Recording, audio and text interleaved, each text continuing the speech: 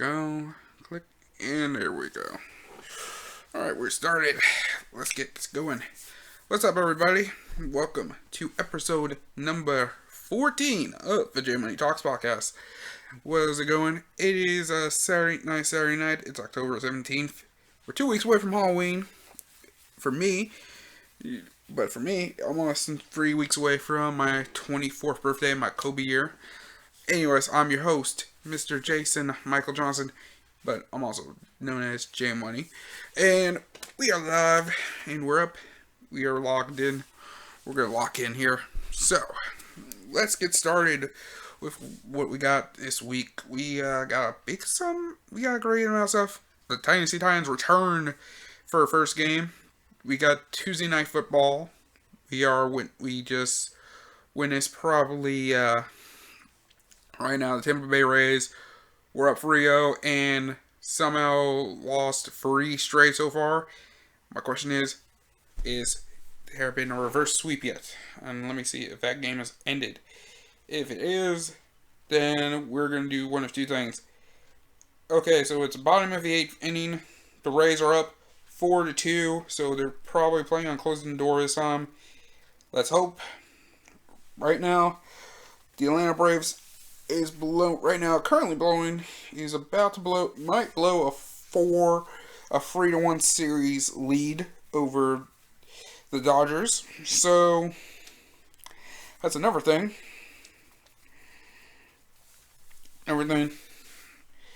So let's get started. Let's talk about a couple other things. So one of the big things is college football.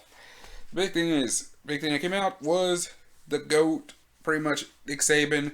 He ended up getting the Rona on Wednesday, and then the next 3 days straight, he ended up taking 3 straight tests back to back just to prove that it is negative. Plus, he tried using self-isolation.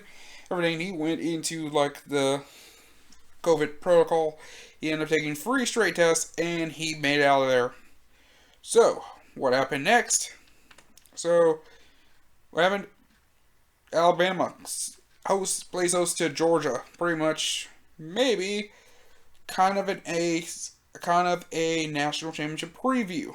An SEC title preview, maybe. So, we have, who struck blood first? Let's say it's Mac Jones ends up throwing a 40-yard pass to John Mechie III for 40 yards in the first, striking blood. Georgia would answer back a few minutes later, towards the end of the first quarter, with a 10-yard run by Samir White.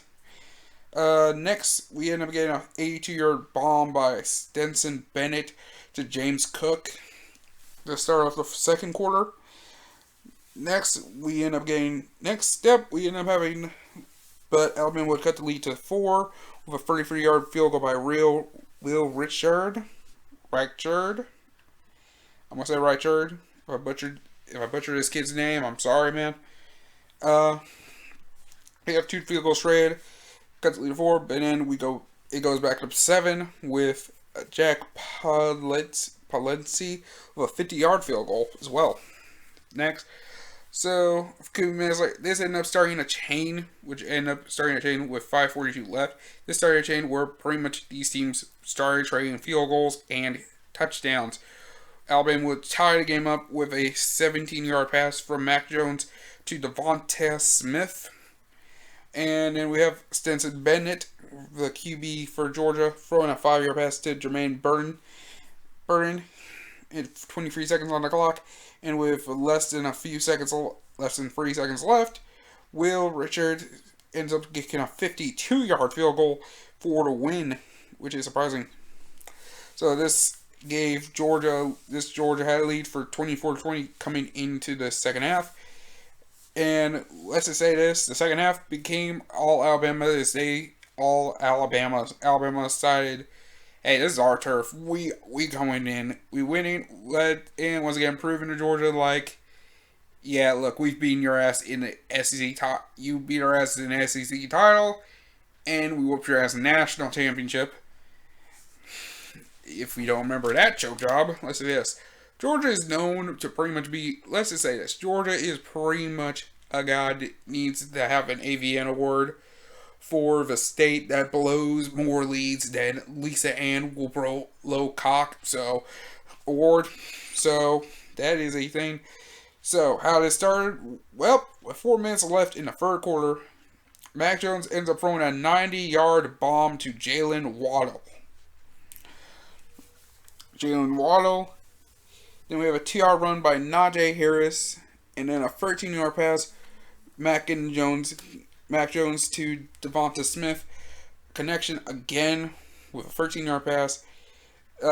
So we have Mac Jones, who ended up throwing 24 out of 32 with 417 yards, 4 touchdowns, yet with 1 pick. Stetson Bennett ends up throwing 18 out of 40 for 269 yards, 2 touchdowns, and 3 picks in his game. So that might have cost him the game there. So that must have been a big thing that cost him the game, which is big, which is huge. So Alabama ends up moving up to 4-0, and improving wider number 2. Georgia is third and is probably going to go down. Not too many spots because there has been a couple big top 25 losses, as Tennessee ends up losing 34-7 to Kentucky to the Wildcats. Wildcats end up winning big, the big way. It is also the first time they end up winning that Kentucky has won in Knoxville, Tennessee for the first time since 1984, which is a long time. Around that time, the last time Kentucky won around that time frame, Ronald Reagan was getting ready for his second term in office. My dad was married for over a year to my biological mother, and I guess the movie. I was gonna say the movie. I was gonna say there was probably a movie made on behalf of George. Oh, well, it was 1984. So I don't know. I was gonna make a metaphor about the book, but that was nothing. Clemson ends up blowing Georgia Tech out. Let's just say destroyed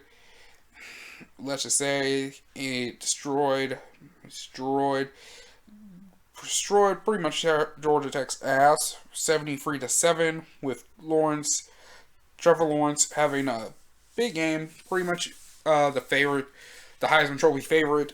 He ends up going in the first half, pretty much, I guess, spent the first half with scoring 24-32 with 404 yards, 5 touchdowns, 1 pick, and this is all first half. He ended up throwing. This is actually his first. Georgia Tech ended up getting their first interception in a year, so that's crazy. Think about this: is first half was just that's pretty much all Clemson. If you don't know, it was all Clemson. They pretty much just, because I don't know when. Because I think the second half, I think they just let. They just let a couple. They rotated like three different quarterbacks in this game. No, 4. There was 4 quarterbacks that played. First half was all Trevor Lawrence, and in the second half, I think they put in this kid by the name of Hunter Helms, who I believe is he a freshman? Freshman from West Columbia, South Carolina. Next is Tyson from Anna, who's another freshman. Okay, so there's we got some freshmen, and then they let the punter throw a couple passes. They just said, you know what? They told the punter, Will Spears, who's a 6'5" senior from Cameron, South Carolina. So wait, did the punter decide to throw a couple passes, do a couple fakes? What happened? So I guess they decided to do fake punts. Let me see, because we're gonna go through this entire thing.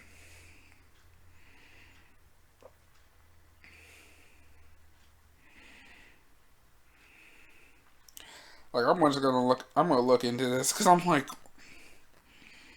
we're just gonna look just because I just want to see.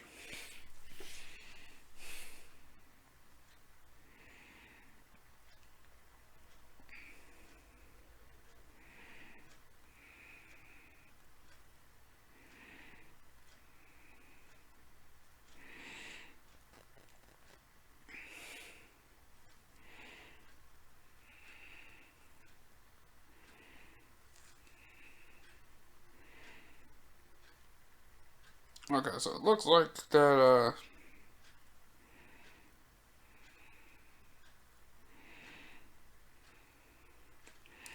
Okay, so first they put the Tyson Fomunch. I cannot say this guy. I can hardly say his last name.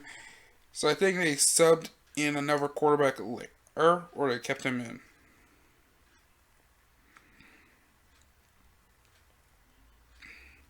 Okay, so after the third quarter, they decided double. I guess put in Hunter Helms. Yeah, man, Hunter Helms first, and then I think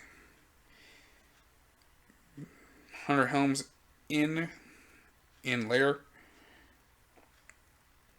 And then, like the last drive of the game, they just like said, "All right," and he told the punter just like, "Hey, come on in, just you throw some passes," and yeah, there was not much. They just like just to run out the clock at this point, so they were just like at that point. So to me, they just kind of just told they just kind of at that point just throwing the ball just to say just tell proactively just kind of tell like at that point just pretty much put other quarterbacks in proactively as just mercy just like just told like George Tech, listen, like we pretty much are gonna stop the necrophilia for you guys, at least ease the necrophilia a bit because you guys are clearly dead. Like at that, like after the first half, Georgia Tech is void of life at that point. But somehow they were just fine. Clemson just kept finding ways to penetrate them and continuously got fucked. Like literally. So yeah. So yeah, that was not the worst. So yeah, this is one of the things that happened. And everything. Louisville ends up going to Notre Dame, going to South Bend to play Notre Dame, and this time around the team ends up doing this one hadn't have much of a score. Notre Dame won, but they won 12-7. They end up luckily enough, and the good news is the offense actually had some chances of at least keeping up. Defense actually held up there in the bargain, held up a team that usually scores on average 40 points a game, and was also keeping at least the getting close. It was like over 400 plus yards a game and stuff. Like Louisville actually ended up doing pretty good. The biggest thing that killed them was they couldn't convert much on third down. For Louisville was they couldn't convert much on third down, and they could not stop stumbling on their own foot with penalties. So the good news is they didn't make any turnovers. Just they couldn't, they could end up, shooting themselves in the foot. They pretty much could have gotten the upset, which is actually which is pretty good. Like this Louisville team ended up coming in like, hey, we are playing trash right now. We are better than this. We can get back in. We gotta get back in here. So so that's gonna be the thing that needs to be what needs to happen, and that's what's gonna be So that's something that's big. That's what needs to happen. So let's go into the next. So that's with college. We're kind of gonna stop with college for a bit. That's the big games that happened. Let's go into NFL news. One of the biggest things is if you're a Ravens fan like yours truly, the good news is Maryland's allowing 10% of the fans, capacity fans, to go into watching the NFL games. So, rise of this moment as this is good for both the Ravens, who play in MT Bank Stadium, and FedEx Field. for the Washington football team. So, sad this weekend, no team is playing at home, but this is a kind of a good thing because the first game the Ravens will play with fans, is on November 1st against the Steelers, which the Steelers have had some teams, have actually had some fans, started having fans already a bit. I don't know how many, but this is good for the Ravens because they've had at least 250 at the time, and that was mostly for the relatives of players. And then for the football team, they play at home next week against the Cowboys. So this is a good thing. I think it's good. I mean, it's kind of a 50-50 thing. Pretty much the governor of Maryland, Larry Hogan, ended up writing on Twitter about it. He says he is taking the steps as Maryland's key health metrics for the coronavirus remain low and stable. But there is something we will get to in a minute. I will talk about very, very soon. Because the man actually if you don't know, the man actually made a vote recently. And it's, I'm going to get into that in a minute. Let's just say that. So that was one good thing for the Ravens. The bad news is our starting nose tackle is now on the reserve/COVID-19 list. The good news is it was not him testing positive for Corona. This time it was just because he was hit with the contact tracing that he was placed because he says he just came in close contact with someone who had the Rona. So because of this initial exposure, you have to isolate 4 or 5 days per the NFL/NFLPA's protocol. So, now that the Ravens are going to be playing in Philly tomorrow, they're now expected to start without 2 of their starting defensive linemen, Brandon Williams and Derek Wolfe, who is right now listed as doubtful, considering he has a little neck injury and he is still suffering from concussion symptoms. So, might not work, so it might not be the time. So, but besides that, it's not going to help with, it's going to keep this team. We are still going to be saying we're still going to be good. So, the first player to replace Williams for this one will be probably Justin Ellis. He's going to be replacing Williams. He's going to be one of our backups. He's going to be making his first start since 2018. And our second replacement will probably be Jahar Ward or the rookie Justin Madubuike. So my big thing is, will this be something that we'll worry about? I'm not really too worried about it because this is probably not too worried because it's the Eagles, but there is a small smell of a trap game. Oh, we got breaking news, ladies and gentlemen. We now have the ALC. The ALCS is now done, and Tampa Bay did not perform the incredible blowjob. They ended up winning. They beat the Houston Astros 4-2. They made sure that, luckily enough, they end up getting a strike, getting a home run early in the game, thanks to the name here. Let me look at the name here. It is, let me see, name, Randy Arozarena. Yes, I believe I said that right. Hitting a 2-run bomb early in the game, the bottom of the first inning, and then they pretty much the Rays bats were woke in the second inning with another home run by Mike Zunino, and with a pop fly and him hitting a sacrifice fly to score in Ji-Man Choi. I think Ji-Man Choi. And they were already up 4-0 at the top of the 8th. pretty much they end up getting another. Carlos Correa scoring end up getting a single, which is scored in Jose Altuve, and I believe this is Alamedis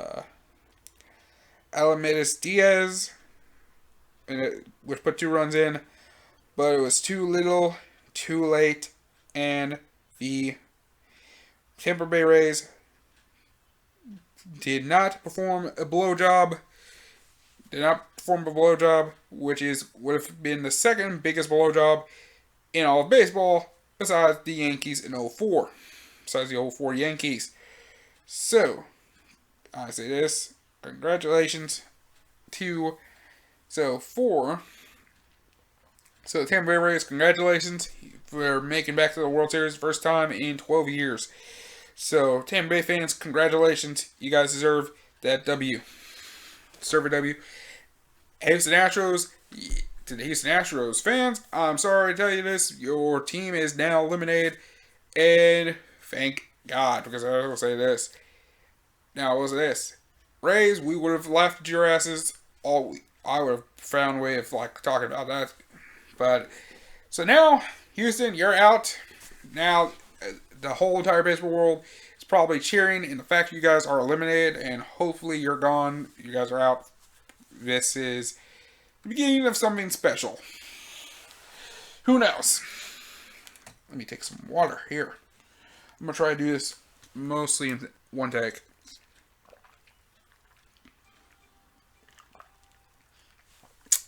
Probably sure my tablet just sent that exact same notification. Yep.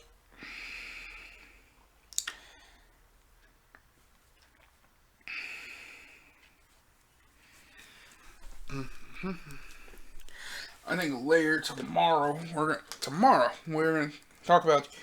So right now, tomorrow will be Game 7 between the Braves and Dodgers. We'll probably talk about this after next week when we have. We'll probably have a World Series Game 1. We'll probably talk about first couple games. I don't know how I'm gonna feel about watching this. I'm wondering will there be any rest periods, or is it gonna be back-to-back days like how the playoffs been? So that's a big question there. So far this has been interesting. That's what's interesting about it is the playoffs. They were playing each game back to back to back, like little to no rest. That is, I don't know how. It wasn't as effective. I think it does something. I don't know if it does anything, but there is something about that you will practically have to sleep, and then you wake up and you gotta realize you're playing for your playoff for pretty much the World Series. There is pressure. That's pressure. There is a lot of pressure there. So those teams that are so far made it through so far. Congrats. I say this. I'm gonna say this. One of the things I actually made a promise myself was whoever won in this. Whoever eliminated the Astros first, whoever it was, AL team, AL or NL, if they made it to World Series, I was going to wear probably either, that means now, I'm probably buying me a Rays hat. But I think I'm not going to buy it now, but I'll say this. If Rays win the World Series, I'll buy one of those hats. I'll go ahead and rock it because I don't really have a fan. I'm not really a big time baseball fan, so I might just rock a Rays cap. I'm like, you know what? I might join that Rays crew. I might join that Rays crew. So I don't know, but that means I might be a bandwagon. But hey, I don't know. Solely, not trying to be a bandwagon, but I don't really have a dog in the fight. So I might be a Rays fan. So this point forward. And anyways, moving on. We're next NBA.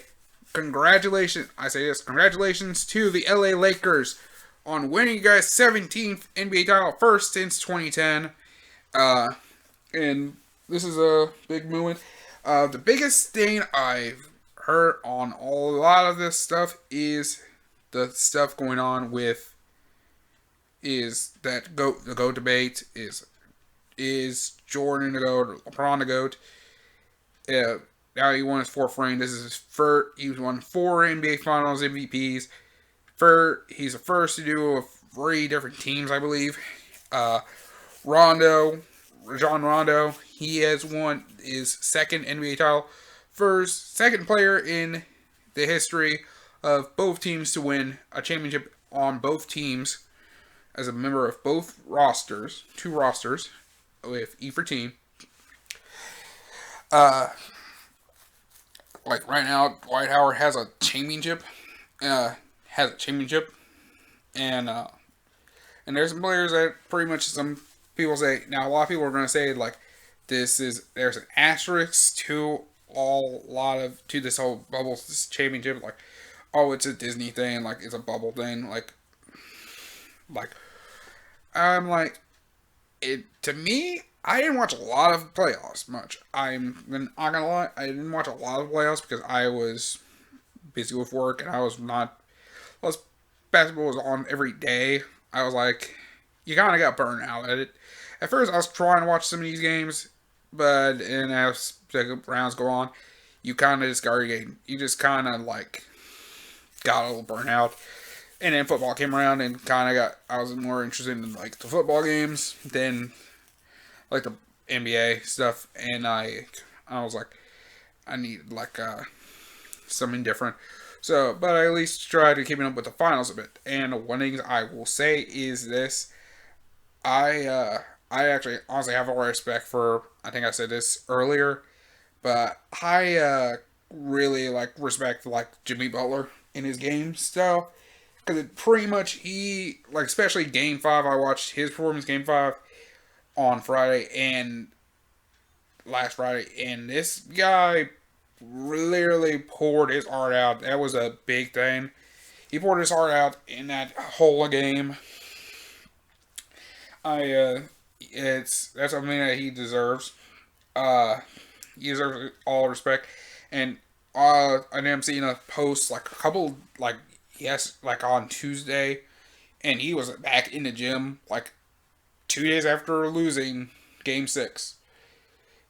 2 days after the season ended, he's back in the gym. Like, goes back to the gym and grinds. And that's like, as I kind of respect more, just kind of have something of respect with him. Like, I can respect him. Like, how I understand, like, a lot of people like Kobe because this man just knows, like, doesn't care what the results was. I mean, he does want to win, but that is a man who's willing to grind every day until he gets that championship. And I'm like, especially Game 5, like, this man played his heart out in that entire game, that entire season. I'm like, the man is a grinder. I respect that. And you gotta respect a grinder, fair. Next step is, like, I think the big thing was was after the championship was what LeBron said. And, him saying like, "Hey, I'm trying to get." He said like, the Lakers were trying to earn their respect, trying to get their respect. Kobe gaining his respect, and like a lot of players, like the organization gaining respect. And he just says, "I think I want my damn respect too." And my thing about that was, I think he deserves some respect. I say this. I don't know much. I'm not the biggest LeBron fan. Like, honestly, I see how. Do I think he is a GOAT compared to Jordan? I don't know what it is. When I watch the last sense, I can understand why people consider Jordan the GOAT, and people still say he is the GOAT. I can say that because I didn't watch much of Jordan at his time in his prime, because by the time I even was around that point, I barely existed when MJ was during MJ's second freepeat. I was a baby. How can I determine how that guy is a GOAT if I can remember seeing, maybe even seeing a game or seeing it, seeing like wearing any of his shoes or wearing like a baby Jordan jersey or something. Like I'm like my biggest thing about MJ, like the only thing I remember of MJ is pretty much him being the star of Space Jam. Like literally, because I watched that movie when I was a kid religiously. So, um, but do I think LeBron is the GOAT? Now I say this era, like the past, if we go from let's say 1990, let's go 2000 to now, to 2020. If we go from that era, from 2000 to now, I say maybe I say it's Kobe, and then LeBron is definitely number two. He is right there because I say this: Kobe is pretty much was the Jordan of the 2000s of this era, that's 20 those 20 years post Jordan. Okay, he is that is pretty much on the GOAT level, and then LeBron is right there. Do I think after, if he wins a couple more rings, if he wins maybe a couple more scoring, does he wins like a couple more scoring titles? Some because one of the things I saw was what makes GOAT criteria. What is GOAT criteria? And one of the things they shown was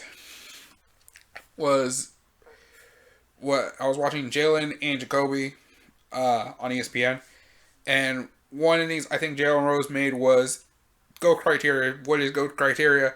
And it was NBA title, Finals MVP, Defensive Player of the Year, scoring title, and regular season MVP. Like 5 things. And one of the things they shown was LeBron has won at least, gotten at least 4 of those types of trophies like once in one season.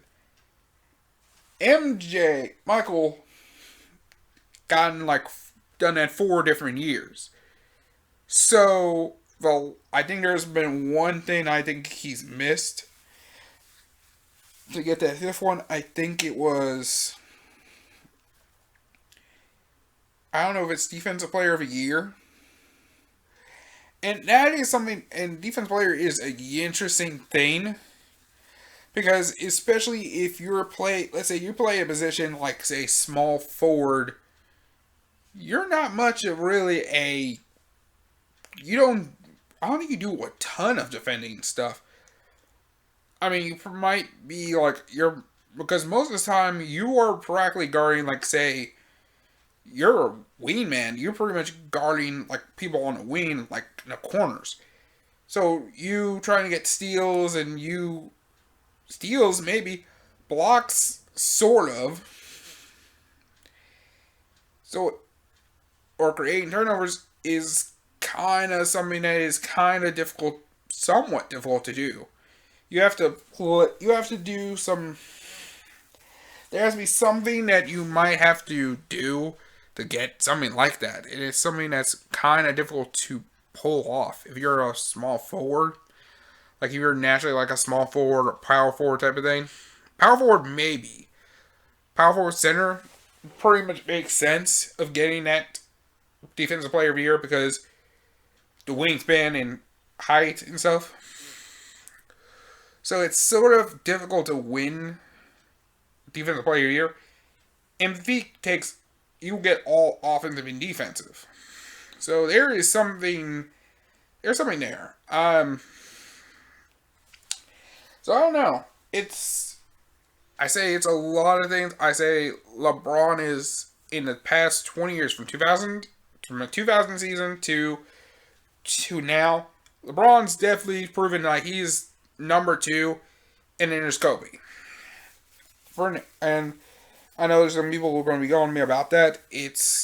I say it's Kobe's the GOAT. One of the things is, one of these people don't talk about much is Bill Russell. Bill Russell saying, and people say Bill Russell's the GOAT because of like one of the big things is hard about the criteria is it's hard to translate from other years past. It's shown like I think 1982, 1983 because Defensive Player of the Year wasn't an award yet until then, wasn't there yet, and then all the other stuff didn't come didn't come around as much in Bill Russell's time. Some of the titles came in a little bit like when Bill Russell retired. So it's hard to determine it. In people like Will Chamberlain and some cases with Magic and there's some things you don't know how to determine that, and it's so I can understand why people call Jordan to go because he's gotten some of those got some of that stuff came around and getting those titles made sense. But compared to back then, you can tell who was getting that, who got each title and stuff.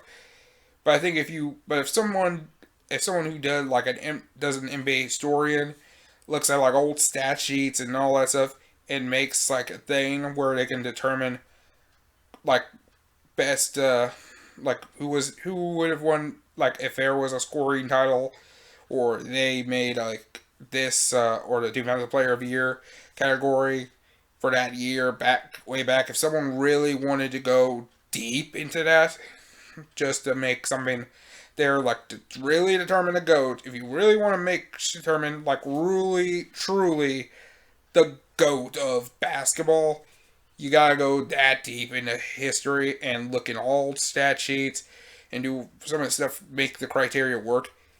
But for now, if we have to go with GOAT status-ish at that point, from what we got right now it's Jordan. Second is technically LeBron at this point. Third is probably Kobe, and then who knows who else is there. And the debate is interesting, but to me, I'm look,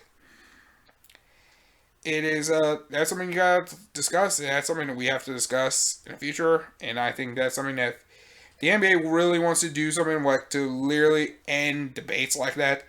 They should really go into some kind of thing going deep back in their history and establishing, okay, let's see, the GOAT criteria is that stuff the titles won, finals MVPs, how the final MVP is determined, regular season MVP, and the scoring title and Defensive Player of the Year award determine okay, who would have really won if they made that award that year of this current year or some sort or something like that, and make something there. And if they're gonna go like that, we use that criteria to really determine the GOAT, and then if they make a top 100 or top 50 players of all time, that's how they would have to do that criteria. Honestly, that's how they would probably have to do that criteria. But if you got any ideas, let me know in the comment section below. We can talk about it out. We can talk it out, y'all. We're gonna take a quick break. We're gonna take a quick break. I think we might talk about a couple other things. I think one of the things is probably the election stuff that's been going on. We might talk about some of this election stuff. I know a lot of people don't want to talk about the politics and stuff. And, might talk about that and, maybe a couple other things. Maybe we'll talk about OnlyFans, because actually, I ain't gonna lie, your boy kinda simped a bit. Let's say simped a bit. Let's just say I subscribed to, one or two OnlyFans, really. So, we might talk about what my thoughts are about those so far, currently. We'll talk about it later. We're gonna take a break, guys. Don't go anywhere. You guys are watching episode number 14 of the J Money Talks podcast.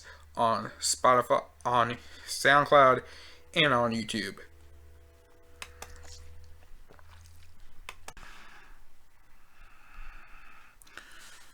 Alright, we are back with episode number 14 of the G Money Talks podcast. We're actually, I had to come on to check this, Vasily Lomachenko versus Teofimo Lopez, fight right now. It's round 10 right now. I've heard that Lopez is winning currently. It's currently winning right now. This is like a lightweight world title unification bout. This is a boxing match. It is involving boxing. Kind of. Am I interested in it? Not too much, really. But at least something I want to at least look into, because so far I've heard that Lopez has won so far over Lomachenko, who is a veteran and is a well-known pound-for-pound fighter. So not much fair. But I think we'll go ahead and talk about some of the stuff that's been going on involving the politics. I guess involving, I don't want to go into politics too much. I try not to talk too much about politics, but some of the stuff going on, you kind of can't really ignore it too much. So, let's start with the first thing being, let's say, one of the first things is, I think we talked about, I pretty much mentioned Maryland's Governor Larry Hogan. We're going to talk about him real quick right now. So, early voting happened, and it's begun in most states right now, especially here in Kentucky, in Maryland, in a bunch of states, and including Kentucky. I actually filled my absentee ballot in. I just voted today. Me and my father voted. Families voted. Dropped ours off at the main electoral board office instead of mailing it, because let's say kind of doubting some postal workers, especially there's been a news story of one postal worker decided to throw over 100 plus blank ballots in a dumpster. Someone found pretty much the ballots in that said dumpster and returned them to the U.S. Postal Service in order to resend those. Send them. They were supposed to go into the 42 in J-Town, near J-Town area, which is kind of where I'm live at. So I'm kind of close to where these packages, ballots were going to. So that is. So that is a big story. That is a big story that broke out. They actually identified who the postal worker is. I don't think they gave a name or anything, but they just told him, like, yo, you fired, and 2, what you just did was a federal charge, so you getting federal charges. So yeah, this man's fucked because you are pretty much tampering with the electoral process. So yeah, that's a big thing there. So one of the big things is starting, but the day before the beginning of early voting was on, I believe, early voting started, I believe, on Wednesday, I think. Yeah, Wednesday. Started on Wednesday. And on Tuesday, the day before, on Tuesday, one of the biggest races in this nation right now, and it's pretty much determines if the Senate Majority Leader is either A, Mitch McConnell, who, if you don't know, to me, for 36 years, it was pretty much, if you know on media, is known to have a turtleneck, like a literal turtleneck, like I gotta double check. This man has 7 underneath, 7, and let's just say yes. If I wanted to, like, literally give this man a show, I'm trying to figure out which chin is actual will connect to jawbone and which is just flab, if just just just wrinkly skin. So I'm trying to figure out if I if I like it. But besides the point. So the day before, on Tuesday, they him and his opponent, Amy McGrath, who's majority of the whole, which I did describe a lot of stuff about her. If you don't know, I said that when the primary happened, like back in July or one of the early episodes, I said because I believe in my mind she is not someone I believe would beat Mitch. Because the main thing I've heard from a good chunk of like the social media stuff and a lot of things is that she is she is a mom, she's a Marine, and one of the things is I've heard a little bit is that if Trump is reelected, I can work with Trump better than Mitch. Which I pretty much kind of thought in my mind was that, hey, listen, if there's any way anyone who can suck off Trump better, you don't send a man in to do a woman's job, which I think Immigrant was trying to do. I don't know what. That's kind of what I was getting from her for her initial votes or initial like ads that were ran during the primaries, and that's why I was when she won the primary. I kind of didn't see her as of someone who was really trying to help Kentucky, honestly, in my honest opinion, at the time.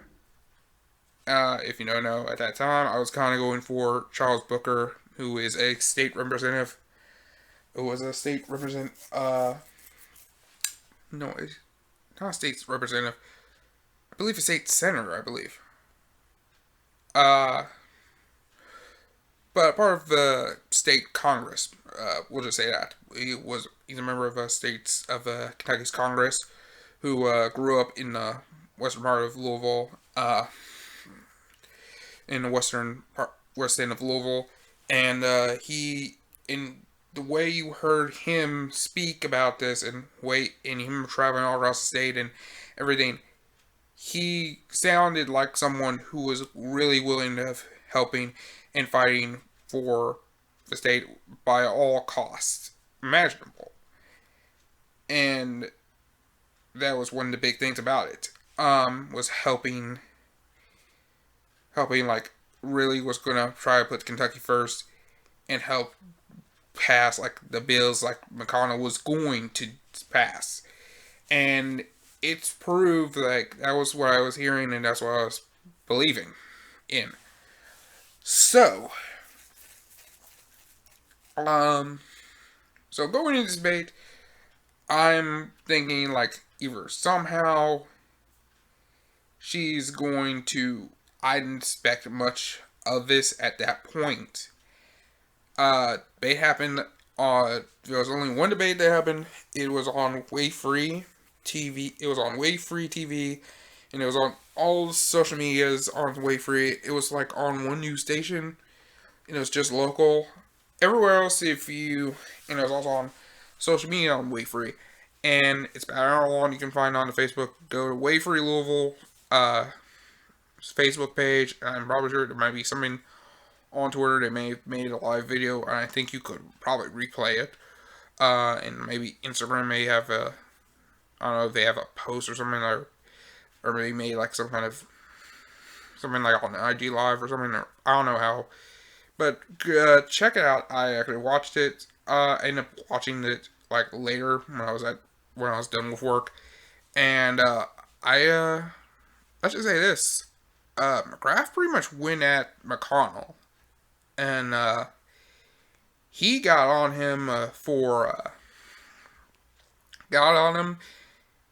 and it was willing to call out McConnell for his budget, And one thing was like the bills and like, because when you hear from McGrath, she calls him out for like the fuck shit, like, you know, you blame like the Democratic House for not making anything, yet the Democratic House passed a bill in like May and June when they know like 2 3 months beforehand they made a bill helping like give trying to give everyone like say another $1,200 or like 2,000 a month, like 2,000 a month,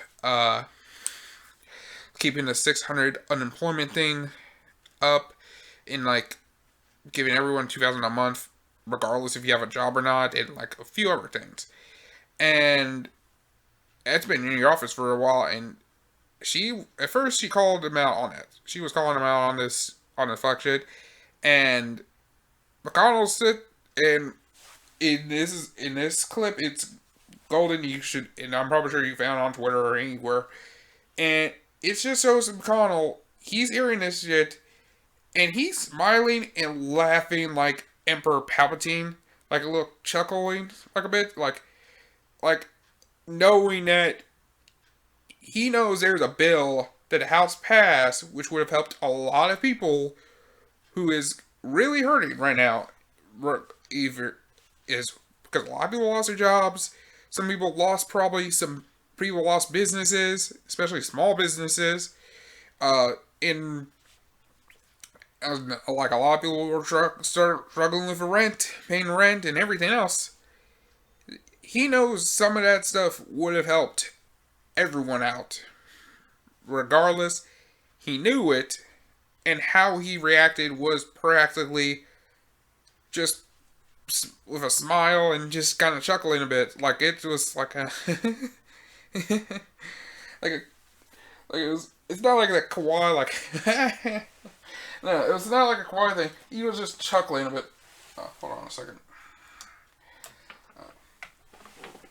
Charging these wireless earbuds. Wait a second. Some skull candies. I want to make sure I charge them. Anyways. But yeah, it was. He just laughed about it. So, one of the things that was big, what they were. So, that was something that I was like seeing, like, she had plans for Kentucky. She had something for him calling him out on that shit, and I was like, that was one thing that was going to happen. The biggest thing was going to be was what plan did he have? What did she have for like people like say in eastern like parts of Kentucky, like eastern Kentucky, and some of the other things, and Eastern Kentucky trying to clarify about the whole thing about McConnell was going at her with about like, would you help hack the courts with for Biden? One of the biggest things, one of the big things McConnell said in his debate was kind of like, the biggest thing was, hey, I'm one of the 4 like congressional leaders in Congress who is not from New York or California. Like,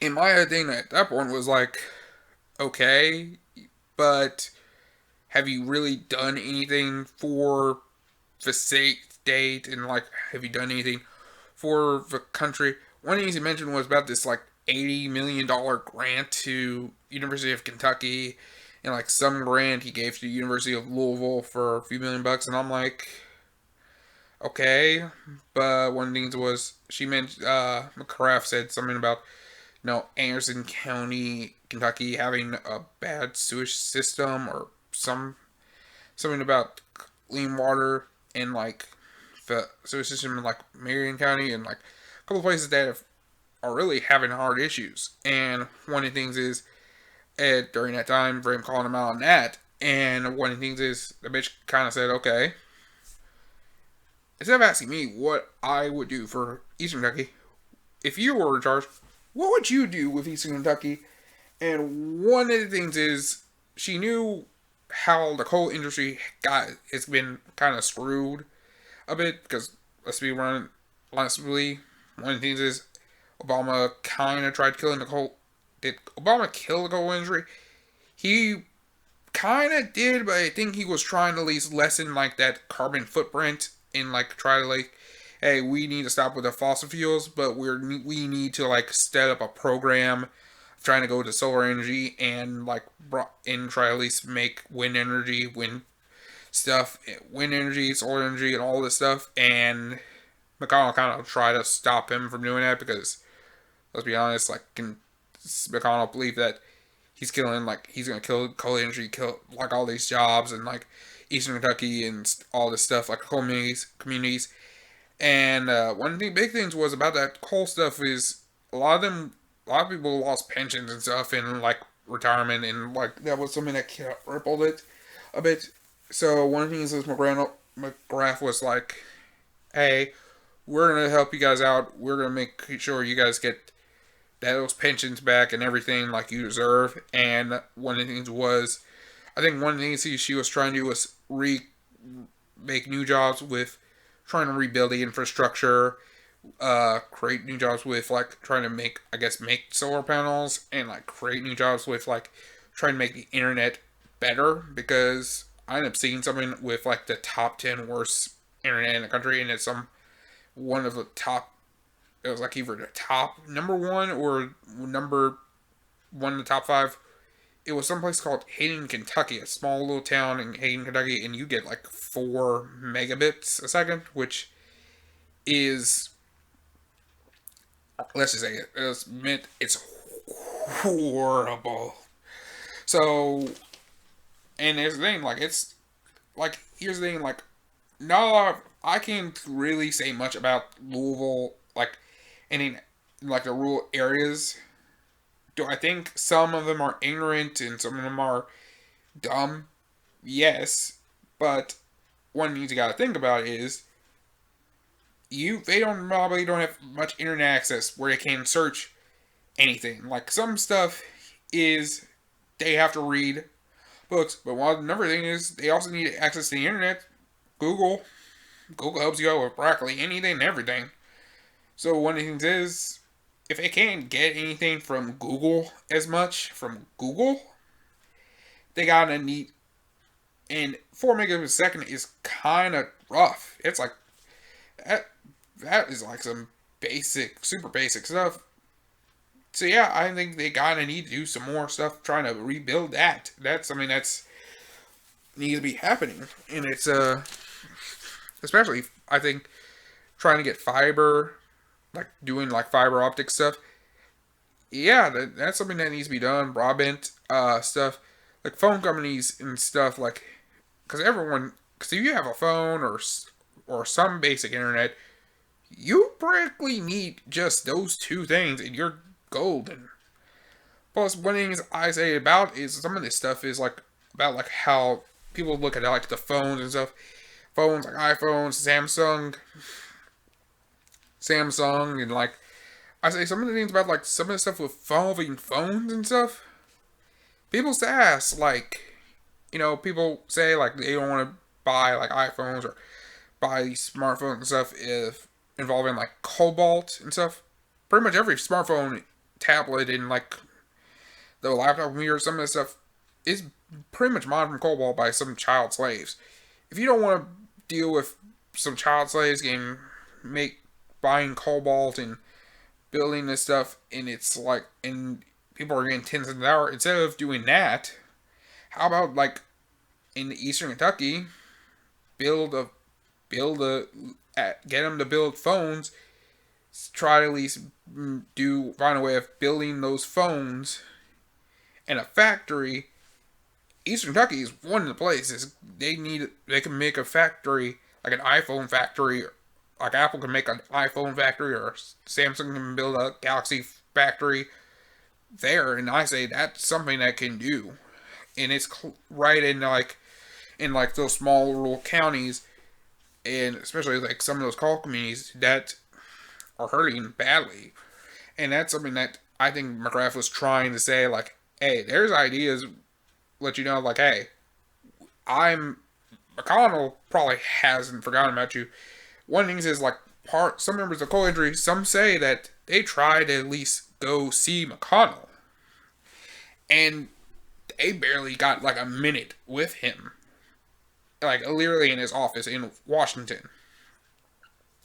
McGrath saying like, "Hey, I have not forgotten about you. I'm here. I'm going to help you guys." And at that point in time, I'm like, that after hearing that stuff, going through the entire debate, I just said, okay, this woman really does give a fuck. She knows, she actually has an idea, she actually has a plan, and that's like, okay, this girl has a plan, she's willing to help. She truly sounds like someone who really does want to help, and really does want to put Kentucky first, and is not willing to is willing to use her time to truly try to make changes.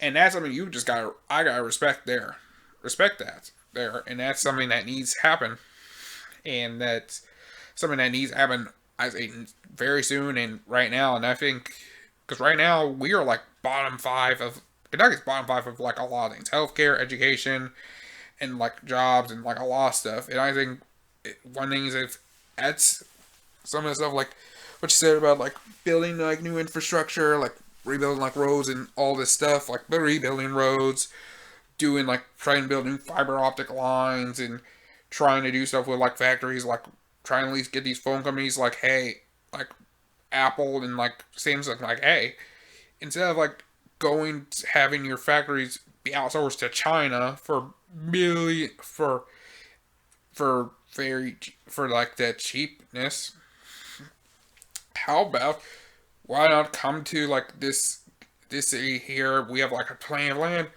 and you can build your iPhones and Samsung products in one of these factories. And and I'm like, how about this? Like, one of these is, if you really feel like you don't want to deal with like child slaves and buying cobalt and doing all this stuff, building the phones in like the sweatshops, Chinese sweatshops, how about tell like, say, Nike or Reebok, hey, why don't you guys help?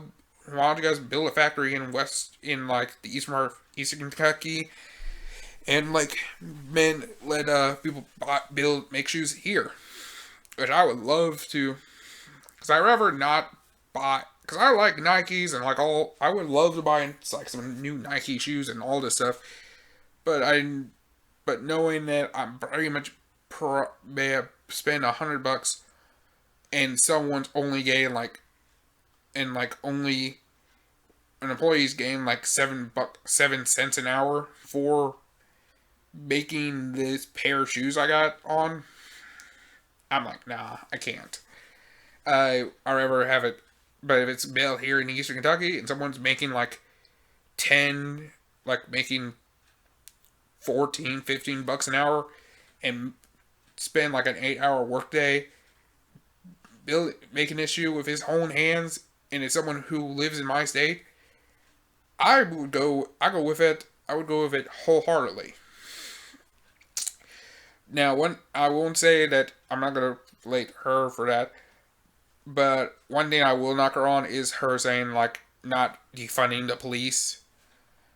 I that kind of was a little knock on her. It's her saying like, I'm not gonna try defunding the police, and I'm like, it's still like, it's kind of bad, but my thing was about it was, okay, at that moment, I'm like, and I looked at that whole debate, after that debate, I just said to myself, okay, she is clearly she is definitely, this is the person that we have to put in, besides Mitch, and that is a big thing. Do I think Louisville, Lexington are going to vote for her? Of course, it's because we vote blue no matter who. Louisville, Lexington vote blue no matter who. The big issue is going to be, big question is, Eastern Kentucky, the smaller countries, not small countries, smaller counties in Kentucky, putting their going out there and vote for her. And that's the big thing is, if they're hearing this debate, I'm hoping if anyone did watch this debate, I hope they listen to it and say, hear this, and realize that this man clearly is, okay, this man for 30 plus years literally only cares about himself. This lady is willing to, like, at least do some stuff to change, fix some of the stuff we've been actually complaining about for a while. And actually, we've actually complained about this stuff for a while, and we've tried to getting that information to Mitch, and it looks like he doesn't even care. So I think that's what Kentucky's got to do if you're, and that's the big thing. Is that. All right, next, I think.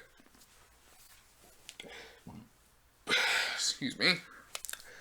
I think next is we're gonna go next with I think Biden and Trump, the Biden-Trump issue, Biden-Trump stuff, and that voting. Who am I think is gonna vote? Who am I voting for? Or who am I going with in that stuff? I did vote. I'm not gonna say who I voted for really, but I think I'll say first for presidential stuff. I said for president, was definitely going for Biden anyway, because I'm gonna be honest with you, would I rather have 4 years of Biden/Kamala? Absolutely. Because if you think I'm going to spend 4 years, want to spend 4 more years with some very much the worst possible human being in the face of the planet right now, you got everything coming. And you got everything coming, my friend. I'm sorry. Like, I'm calling it like it is. Donald Trump is clearly a dumbass. Is clearly a fucking dumbass. He is pretty much the worst. He's practically fucked us. He's actively made any policy changes or anything that's definitely going to be in the benefit of the people. He's holding that as a bargaining chip. Especially like the recent, like the stimulus packages and all these proposals and stuff. He said, hey, if you guys want this, vote for me. He's literally the dude's like literally just telling like a bunch of kids, like, imagine Halloween and he's like trick-or-treating with kids. Imagine him just saying, especially like, saying kids are saying trick-or-treat, and then like this, everyone's like, and then he's telling the kids, like, he's holding the kids candy hostage. Those kids candy until he says, like, oh, be sure to vote for me. And I'm like, bro, they're 11. Just give them the fucking candy. That's kind of what, that's like, imagine some dude saying trick-or-treat to, let's say this. It's like basically you telling every kid says trick-or-treat. And then you pretty much hold the candy. You pretty much give him the candy. You pretty much holding the candy. And you pretty much just talk about, you pretty much just like bore the kids for like, and you just pretty much try like holding candy, and you just try telling them like, okay, I'll give you guys some candy, but first I need you guys to try to do like 20 jumping jacks for it. Like, bro, they're kids, and they just said trick or treat. Just give them the fucking candy. Like, that's a better metaphor, maybe. I don't know. It's stupid, but it's better than what I have in my head. But it's called like I see it. Now, if I'm saying this, if you voted for Trump, if you're voting for Trump, or you voted for Trump, I'm not going to tell you who to vote for. I'm clearly not. If you want to vote for Trump, go ahead. I mean, you're probably a dumbass. If you're voting for Biden, like me, which I did, then hey, if you were someone who voted for him last year and realized 4 years ago and you realized you were a dumbass for that mistake, hey, you at least learned your lesson. Now I'll say this. If you voted for Trump and you decided to write in or Actually, and if he's on the ballot, speaking of which, Kentucky has him on the ballot. Voter wrote in for Kanye fucking West. You need to literally, instead of, I say this, everyone, I'd say this, when his election ends, if Biden somehow wins this, whoever voted for Kanye, I say this, the media needs to dox every single name, every state needs to dox every person who wrote in for Kanye. Literally dox every voter. And I say this, I say gather all of them. Let every single person have at least 3 minutes beating every single one up. And then after the ass whipping we give them, we personally pack them all into either a plane or some ship or whatever. We send them off to the northernmost point in Alaska possible, and we leave them there. No food, no water, no warm clothing, nothing. We leave them out there in the very Arctic cold ass cold and let them freeze to death. Because at this point, y'all are fucking dumbasses voting for Kanye. And Kanye, in my opinion, is a fucking dumbass. Like I'm saying this right now, I like Kanye's music. Kanye is a great musician, great artist, he has great music. But dude, at this point in time, you are one self-deluded motherfucker, okay?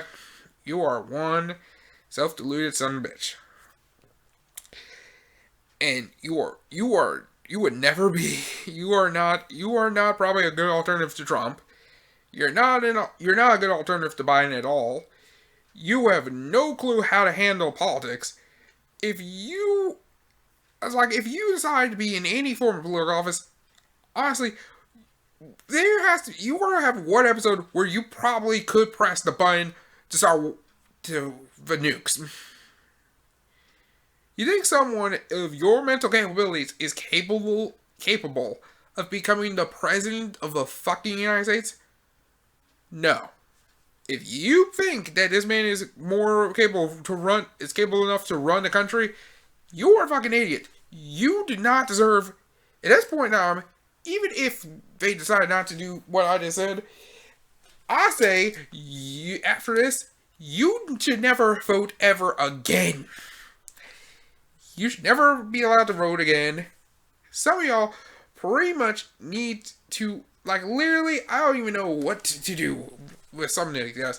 I say, instead of beating you up, we gather all of y'all and send you to the most northernmost part of Alaska and let you guys live here for 4 years. For 4 years. With little to no food and do what we did to those kids in those, that someone did in the camps. In those fucking, prisons with those children. You guys don't need to go, you don't deserve the heat of the desert. No, you guys deserve the goddamn Arctic. You need to be in our version of Siberia with your all bullshit, okay? Y'all need to you need to spend 4 years in that motherfucker. Okay? Our fucking gulag. You dumb fucks. Anyways. So, speaking of voting, write-in voting, we got the governor of Maryland, Larry Hogan, which we mentioned earlier, decided to expand the capacity of 10% capacity for Ravens in Washington games. He actually voted, he ended up doing an absentee ballot, or voted early, and instead of following the priority line of voting for Trump, he decides to do a write-in ballot. He decides to do instead of towing the priority line and voting for Trump, or deciding to go cross party lines and vote for Biden, The dude decides to write in. And who's he write in? Does he write in Kanye? Nope. Does he write in, The Rock? No. Does he write in, like, Rihanna? Does he write in, like, probably Michael Jordan? Does he write in LeBron James? Who does he write in? The dude decides to write in Ronald Reagan. Ronald Reagan, who, if you don't know, from 1980 to 98 was the president of the United States in 1980, and 1988, who was the 40th president of our country, I believe. Who is the 40th president of the United States, and died, who has been dead for 16 years. Let me say this again for you. He has been dead for 16 years. Okay? The man has been dead for that long, for practically 40 presidential terms. Died 3 presidents ago.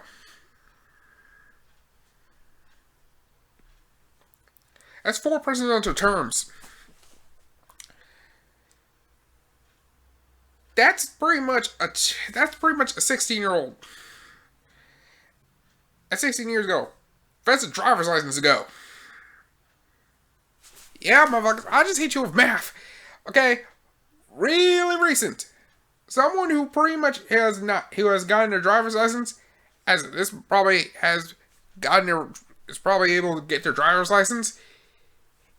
Eligible to get their driver's license. Now, he voted for that man. Like, that is probably some super pussy shit that you decided as the governor of Maryland, instead of towing the party line or instead of betraying your party, you decided to vote for a man who was president 40 years ago, which was from 40 years ago, who was elected 40 years ago, who's died 16 years ago, and has been dead for 16 years. You decided to write in. I would have been surprised if he voted in for Kanye, and then makes more sense. But you voting for pretty much a damn president who has been dead is fucking stupid. Like, no offense, I'm not even from Maryland. I have family from Maryland. My dad was born in Maryland. My family is from Maryland. That is fucking, it is stupid. You're stupid. Get your head out of your ass. That is stupid.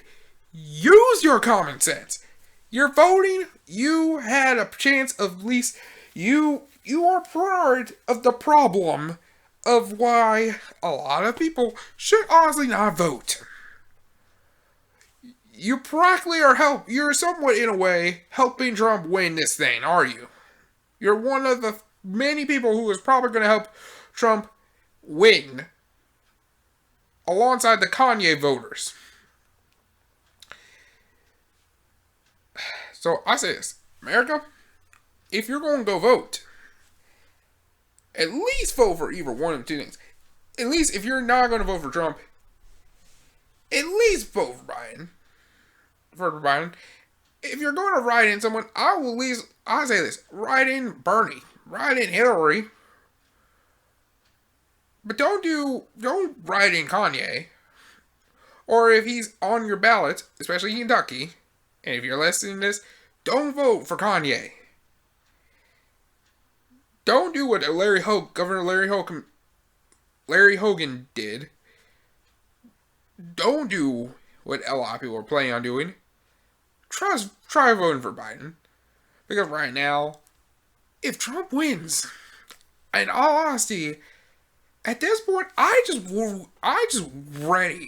just ready to begin Civil War II Electric Boogaloo in this motherfucker. Because this right now is probably what's happening. Because some of y'all dumb motherfuckers don't know when to not vote for the fucking. Don't know when to not vote. And it's kind of stupid. So, to anyone who is already voted for Kanye, or written in for Kanye, or written in for anybody besides what Larry Hogan did, you guys need to put y'all damn heads down in shame. And if you and honestly, if someone really is like, literally want to fucking hunt you down for your dumbass vote and whoop your ass or murder you or some wild shit, do some wild shit to you. Just like to say those crazy dudes who was planning on kidnapping the governor of Michigan. And that's one, you deserve it. You deserve it 100%. Period. End of story. We're going to go ahead and take a break. I'm going to go ahead and take a break. When we come back, we might just talk about I might talk about my weight loss so far. And pretty much I've been doing a weight cut recently. And might just talk about what I've been doing recently about it. So, don't go anywhere. We'll be right back. You're watching episode number 14 of J Money Talks podcast. Don't go anywhere, folks. We will be right back.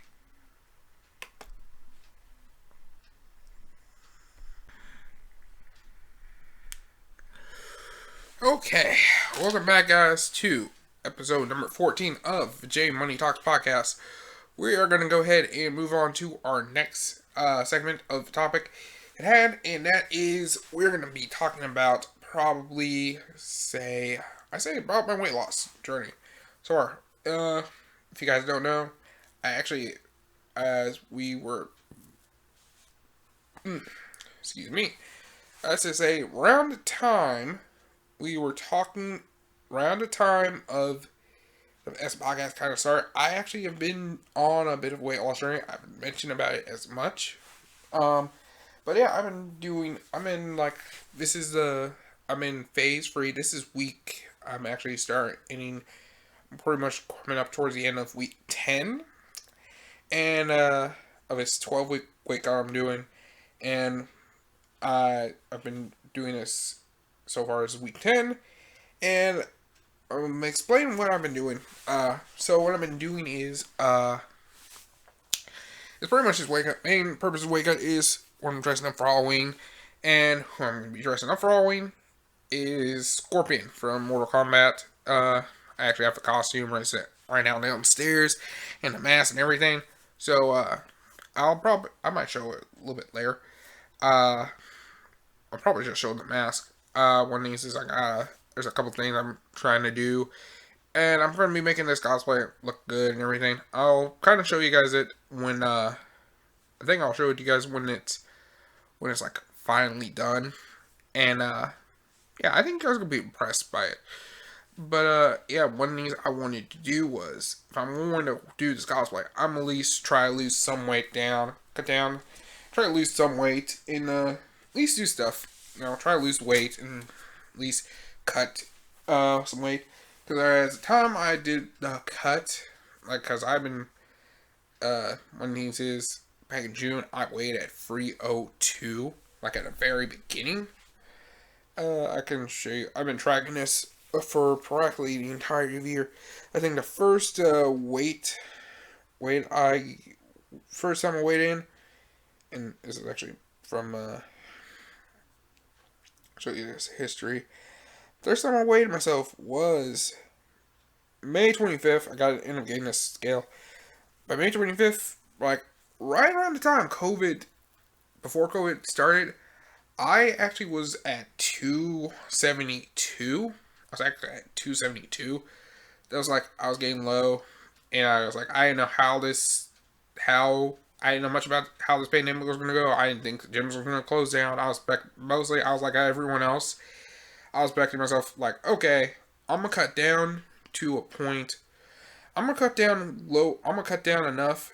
I'm going to try to cut down at least to like 245 by at least before the summer ends, right as the fall comes down, and then I'm gonna show. I'm gonna like.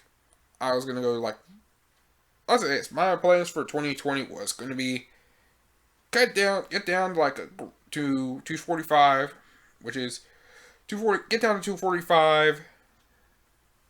Pretty much take a couple photos of me at that weight and just say that weight, and then it was pretty much gonna be like, this is me right now, but we're not done yet. I got some plans. Let's just say the future's a little bit more brighter for your boy. So, COVID happened. I bought a new scale. I had an old one, which was getting old, and I also use like these lithium batteries, the ones you put in your watch and stuff. And it was kind of getting old, and I was like, I need to get rid of this. So, bought this scale from Amazon, and I usually don't buy stuff from Amazon this much, but it was at the time COVID happened. I was also getting like my $1,200 stimmy check, $1,200. I had a $1,200 stimmy check, and then I was also getting the $600 unemployment at the time. So this is, let's just say your boy had extra money to ball out. So first wave in was Frio 2.2. Frio 2.2. Then we just spend the next few days later. We just started trying to go down a bit, try at least die down, at least maintain. Because I was like, at that point, I was kind of just chilling. Because I was kind of going semi fucking mode. Because semi fucking mode, what I mean is, I was kind of like just going out, getting like food delivered in like Uber Eats, or like, probably like Hooters, Wings, Buffalo Wild Wings, Chick-fil-A, and all this stuff. Chick-fil-A and stuff like that. So I was going into like fucking mode. So let's say this. I got into fucking mode. Plus I got it like the week before, and this is the week before gyms opened, because gyms opened back up June 1st. So by June, so I was doing some stuff, and I was weighing myself a little bit. So by June 1st came around. June 1st came around, and we started off June 1st, and we started June 1st, gym started back open up, and I got in there, and I know what you're thinking, I was like, yeah, I was the first wave of people who went to the gym, and I started at 295.2, and we kept going, we were bouncing up and down weight first, and then we kind of started going down. We ended up, by the end of June, I was like 297.2, so it was a little progressive down a bit. So yeah, but it was at the time where I was like, just trying to at least, get back in this gym, get back in the grind, get back into at least motion. And I was kind of like, sort of doing maintenance. I was kind of still eating like, I was still in maintenance. So I just said to myself, you know what? By August 1st, I'm gonna do is on August 1st, I'm going to weight cut, and I was gonna I wanted to dress up as Scorpion.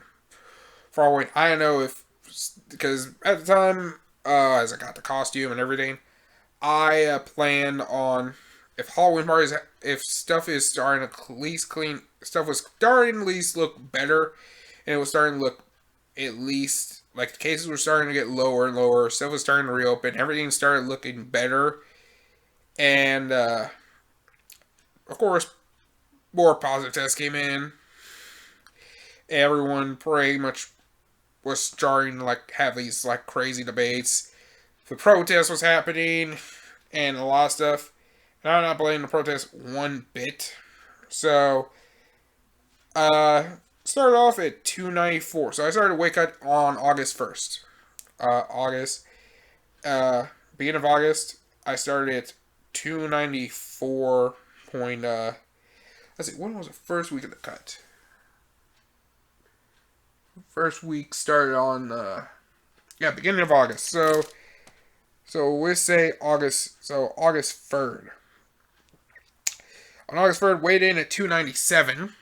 297. 297. And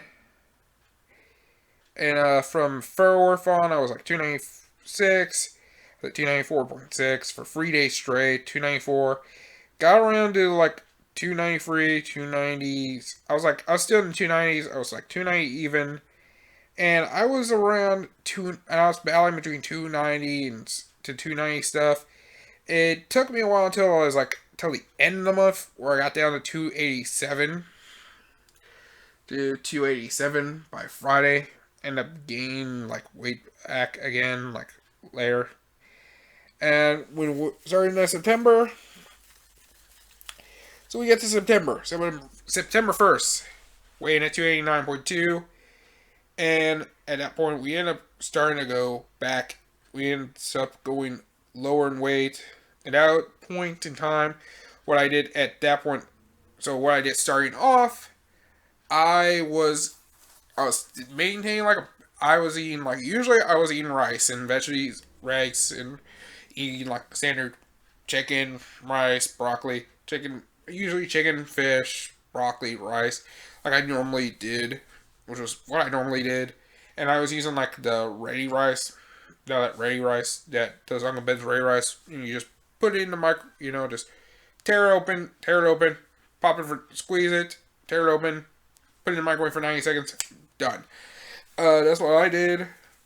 And pretty much I had like a whole bag of that with food and stuff. Also, but right around that time, I was also going back to work. So that was when everything is. I was going back to work. So by the beginning of September. We began the cut. It began the entirety of. We ended up going into we started getting around under 290. We're in the high 280s, and I was working up and down around this weight for a while, and I'm like working down around this weight right now, and it's actually, but the big thing was it was getting it was back and forth for a while, so we ended up spending the next 4 weeks. So the first 4 weeks, basically Labor Day. Starting Labor Day, I decided to cut that bag of ready rice. I decided to cut at least the rice in half. Pretty much cut the rice from just one meal with rice, one meal without it, and that did some help. And kept me around under 290, which is actually a blessing to me. Now, now we're kind of getting to October, the beginning of October. And right now this is starting October 5th. I'm right now by the beginning of October, I'm at 284. And then so I ended up beginning my, so I started my, now one of the things I did was at the end of 4 weeks, I did 12 weeks, around, let's see, what is this? August the 3rd.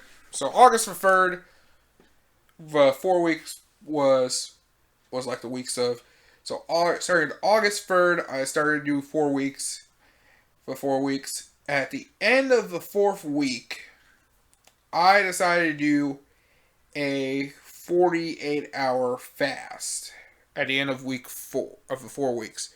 Decided to do a 36-hour fast at the end of the last Saturday, which was on which was fourth week, which is towards the end of the month, I decided to do at 10 o'clock on Saturday to spend the next 36 hours fasting.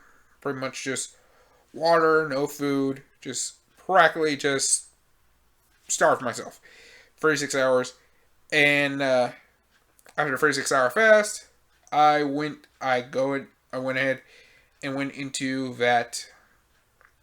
Started Monday off, new phase, new process, like changing my calories, changing my calories, and changing the macros, changing calories, like increase bumping up like the exercise periods and everything else up, and cardio. Because at the beginning, I actually first 4 weeks I did 30 minutes, and for the first 4 weeks, the next 4 weeks, 5 to 8, I kept it to 30, but I just kept the weight. I just started lifting more weights, doing more weights, lifting stuff, adding more calisthenics, more core stuff. I don't have much of a core. I need to do some core shit, and especially because I actually have, so what I'm doing is like playing cards, and I'm actually doing like this bodyweight circuit, which if you guys want to try it, I recommend. It's something you can do. I kind of call it the Kobe circuit, and it's just 4 exercises. It's push-ups, sit-ups, squats, and then planks. And how it goes is 8 push-ups, 8 sit-ups, 8 squats, and then 24 seconds planks. And that is one round. And I actually got to do some rounds myself because actually I did something. Because this is what I decided to do for the last 4 weeks, which I'm in right now.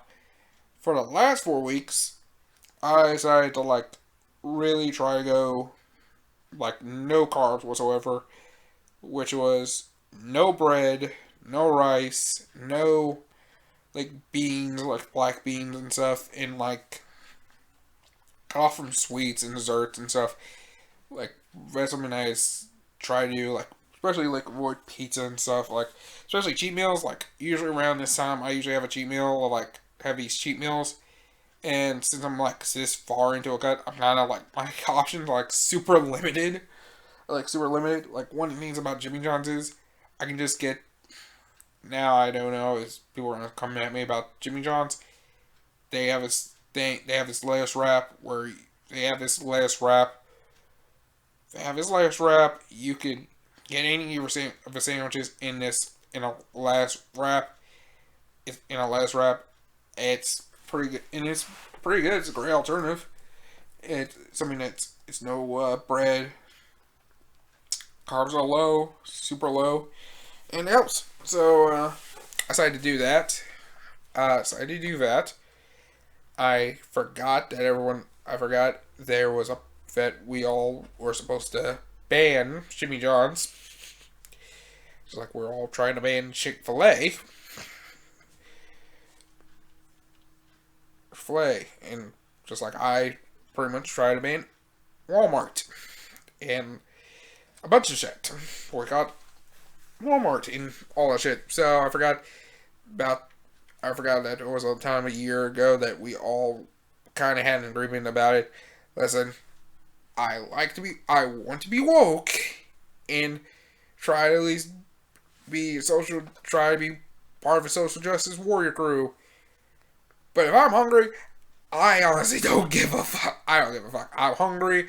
I want, I want a sandwich, but I don't want to deal with bread. I'm gonna go Jimmy John's. If you have an issue with that, all I can say is hold my nuggets and suck my dick. And if you're a woman and you're interested, just feel free to slide in my DMs and all my social media is in the description below. Feel free to slide into my DMs, ladies. Anyways, but besides the point, we got some. My big thing was going to be just talking about the whole. Was going to talk about the whole thing about like. Is pretty much I just changed the diet up. I just changed this diet up to.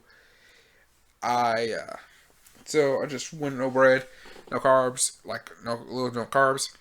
One of the things is that kills me was got me in the game. It's got me is that my stepmother bought this pizza maker right around the time I'm in this third phase, and she's made pizzas, and then when she is offered slices, I said I accepted said slices against my better judgment. Now, if anyone asks, is it had a negative effect on me? So far, no, because one of the things I did was I tried to bump the cardio up to 40 minutes a day. 40 minutes a day. And one of the things is, as a contingency plan, in case I've ever had any given need of it, I would do this thing with cards, with a deck of cards, which, let me get right quick, actually. So, like a deck of these playing cards. Get a deck of these playing cards here. So, and I would, if I ever have any give in to like my temptations, give in to like my sweet tooth, I would just pick a card like,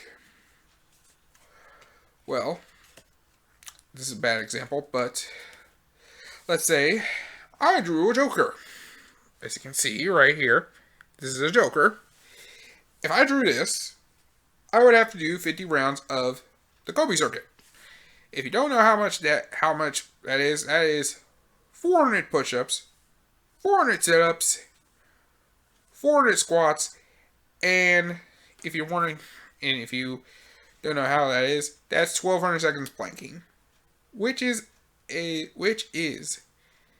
I'm doing math correctly,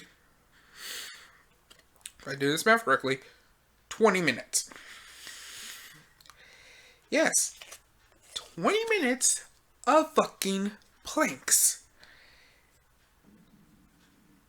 And there's someone who right now that's probably heard that and just probably just suffered cramps. You probably, heck, at that point, you pretty much just got a six-pack. You're welcome. So, a six-pack, just thought about a gate. I thought about that six-pack. I just conjured up a six-pack for you. You're welcome. You are welcome. But that's besides the point. So if I just drew, like, say, seven here, I just have to do 7 rounds, which is not that big of a deal. If I drew like drew a face, I would do 10. If I drew an ace, 25. If I drew this said Joker here, 50. So yeah, I was like, listen, so in my mind it's like, okay, that can't you want to give in, you really, okay, you want that piece of candy? All right, guess what? Draw a card. Bam, you gotta do 50 rounds of this, just for a piece of candy. I know you're thinking that's a little extreme, but listen, I'm making a commitment of, I'm sticking strong. I was going to lose this weight. I want to make sure I look great in this. I want to look good in this costume for you guys and make a costume really look good, which so far progress has been good because right now I'm at 280 even. Last time I was like 280 even was practically a couple months ago. Was like a couple months before the quarantine. I was around that weight, so I'm kind of getting back to form. I'm still like trying to at least get to like under 280 because the last weigh-in before pre-quarantine was I was at 278. Also at 278 around this time a year ago, and one of the last weigh-ins I did before quarantine was I was at 272. And one of my big goals was trying to get to 265, which if you don't know, which is the weight standard, which is like the weight limit of you do an MMA. So if you want to do MMA, compete as a heavyweight at natural weight, that's pretty much where I want to be. To have a dream weight goal is what's the final like form weight goal for me. For me, I say 185. It's like around 185, 170. I want to be right around that weight, but I want to be, that's, my range is like, I want to be at least between 205 and 170. 170 to 205. Be around that weight for the rest of my days, kind of around for the rest of my days. By the time I hit, but that's what I want to be by, like, my final form is that weight, that respective weight. So yeah, that's the dream weight. But my goal is so far is at least get from 265 to 245, get within that weight range at that time. At least by maybe hopefully by the end of the year. I'm gonna at least cut down to Thanksgiving, and then I'm like kind of lean bulk. Yeah, I think I'm gonna lean bulk a bit because because right around this time will be peak season, and I'm probably gonna be stuck in this. I'm probably not gonna do. I won't be working out as much. I think one thing I might do, maybe one thing I'll do is probably maybe I'll take one of these cars, see what it is, and just do that for the day. Try to do that for the day, and just crank them out as I go around. So yeah, that's my dream. That's my thing. That could be what I'm doing, is do that workout either in my room or find some space and just do it there. I'm probably going to do it here more often than probably in the living room, because my room is kind of like floor is not as bad as the living room, because let's just be honest, let's just say that floor is kind of dirty. So yeah, if you're wondering what. So that's what it means about diet, and that's what I'm doing for my exercise. I probably spent longer talking about it than normal, but yeah. So far, I started from like 294, and now I'm at 280. So it's actually been going so far. It's been pretty good. After I've been craving pizza, I've been really craving like pizza and like craving sweets and some stuff. Yeah, because I've been going to the store I go to the store two times a week. So you see food, so yeah, if you see bread, you see just sweet desserts, you see stuff you really cut off. You're just like, you're kind of just trying to fight it off. You just like fight it, like, because I'm like I'd be like SpongeBob, where he's like he's out of that water, like that's me. I'm like, I don't need it. I don't need it. I definitely don't need it. And now I think within the next week, like probably within the last week, I say will probably be a point where I'm like literally just like, because I actually have like a bag of like the fun size cookies and cream M&M, fun size cookies and cream Hershey's bars, which is my favorite, and a package of Sour Patch Kids in the basement, in the fridge, in the bottom shelf of the fridge. Just I'm saying to myself, you do not touch that to Halloween. Wait till Halloween. You can enjoy that. Because I'm just saying, on Halloween, I'm gonna do the cosplay, do the photos, do my thing with the photos and everything.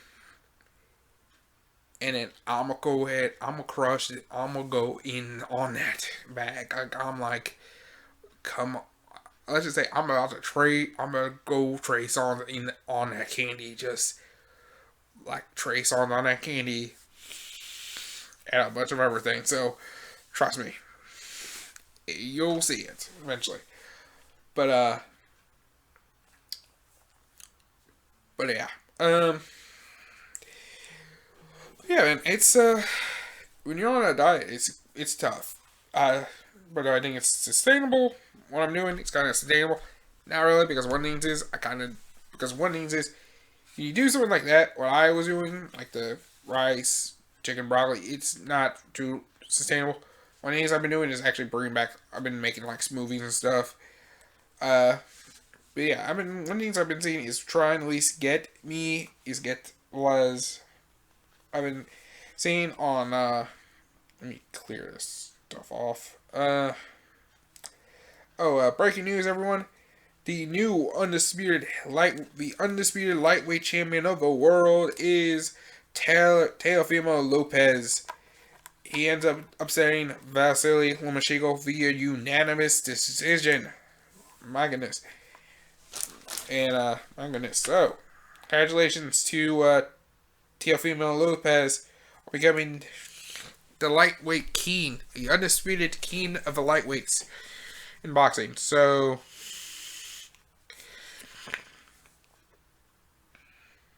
yeah, my nose is congested. This is season allergies. Season allergies. I honestly did not have Rona. This is seasonal allergies. So here's the thing about me. When weather changes, my allergies gets fucking crazy, weird. So congestion, itchy throat and stuff. Itchy throat. As this, if you have any bad sore throat or any form of indigestion, I say this: get your days. These Vicks VapoCool severe drops. Let me tell you, these bitches will go in on that. Go in on that itchy throat, sore throat, whatever it is, your ailment you're getting. That thing is probably a goddamn is pretty much when the FBI just raids your shit. Like, you know that meme, like, ladies and gentlemen, we got him, and every FBI agent is just goes through every doorway and every breaks windows and shit. That is that. Like, it pretty much just busts in, just comes in and tells that sore throat, move, bitch, get out the way, get out the way. just that's pretty much what it does. So I highly recommend y'all get you some of these lozenges. It'll help you out 100%. Helps you out. Get you guys some of that. Get you guys some if you can. Go to your pharmacist. Get local pharmacy, Walgreens, wherever you can buy cough drops. Get you guys some. It'll help you out 100%.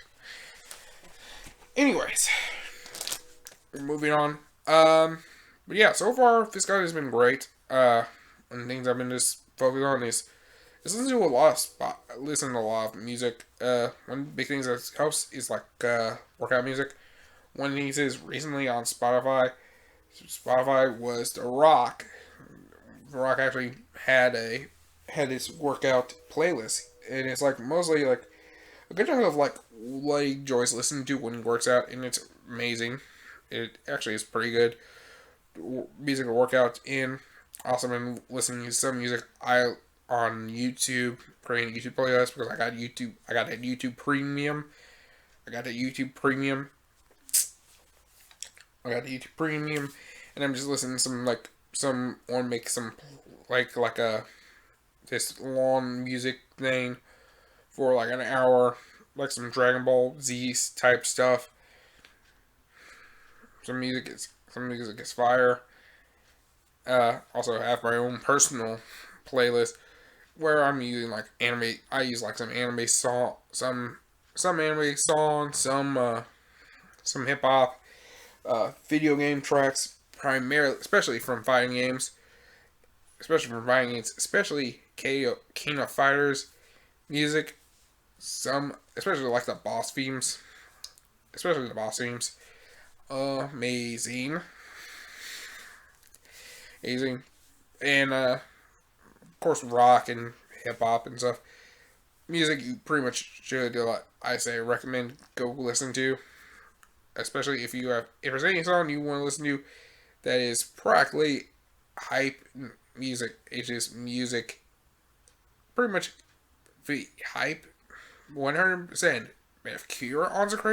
Pure unconcentrated hype. Search Killer Instinct 2013 TJ Combo theme. My friends, you will practically, I'm telling you, you will lose weight. You will lose plenty. The weight you will lose is amazing.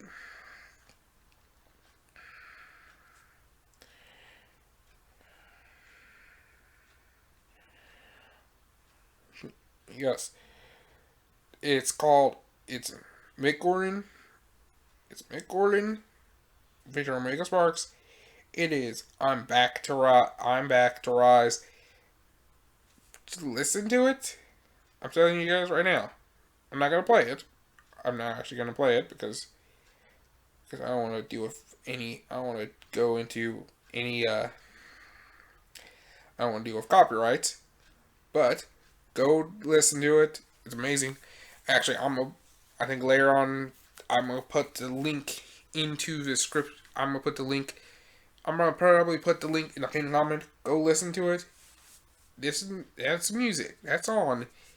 Is a goddamn game changer. Is a goddamn game changer. And once it comes on, I'm just ready to start swinging at everything. Like I'm ready to start swinging. And I'm saying your ass is working out. It's working out. So far my body. So right now I'm under like the good thing is about what I have. It tracks your weight. Not only tracks your weight, it tracks like what your body fat percentage would be, your muscle mass, your water weight, and your BMI, current BMI. And right now, as of what I weigh in today, I weigh in at 280 pounds. I weigh in 280. Weighing at 280. The big thing right now is I'm at 47.1 body fat. My muscle mass is 29.7%. So I got the muscles going away and starting to turn to muscle more. And it's going to muscle. Water weight is 43%, which is kind of weird. So I don't know where's the point. It's actually where you start. I guess when the water weight turns into 40 more, because 70% of your weight is to be water. So I don't know if that's a factor. I don't know if that's a factor or not. I need to see it for myself. Um, I need to see that for myself. So I don't know.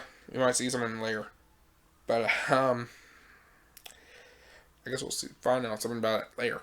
But yeah. A So basically that's mostly what my weight stuff is. So I'm not too. It's something that is interesting. Uh, I do need to. There's a lot of stuff I'm gonna be doing. The next 2 weeks is gonna be interesting to see for me. Uh, so I have 2 more weeks to at least get down to at least see how. And if you're asking if do I fit the costume or anything, I pretty much got a costume. It's sort of smaller than what I would need, but I think next week I'm actually gonna go somewhere and do some measurements and see if what I would need to alter, and then and take it to some place to get alterated, and then yeah, go to see that, go see do that, and then also focus on whenever the place I went to recently was the did infrared sauna. I actually did infrared sauna first time.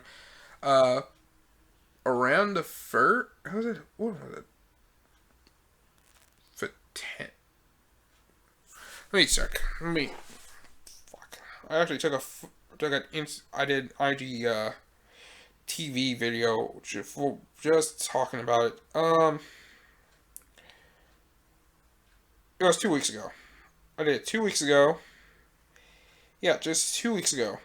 Which means I did this right on October 1st. So I did this October 1st. This is right before I did the fast.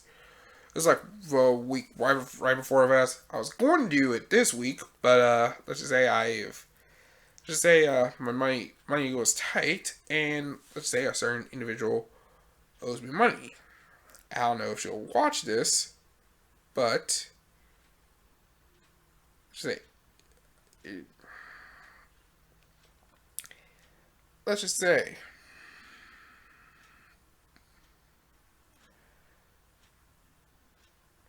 so I did this.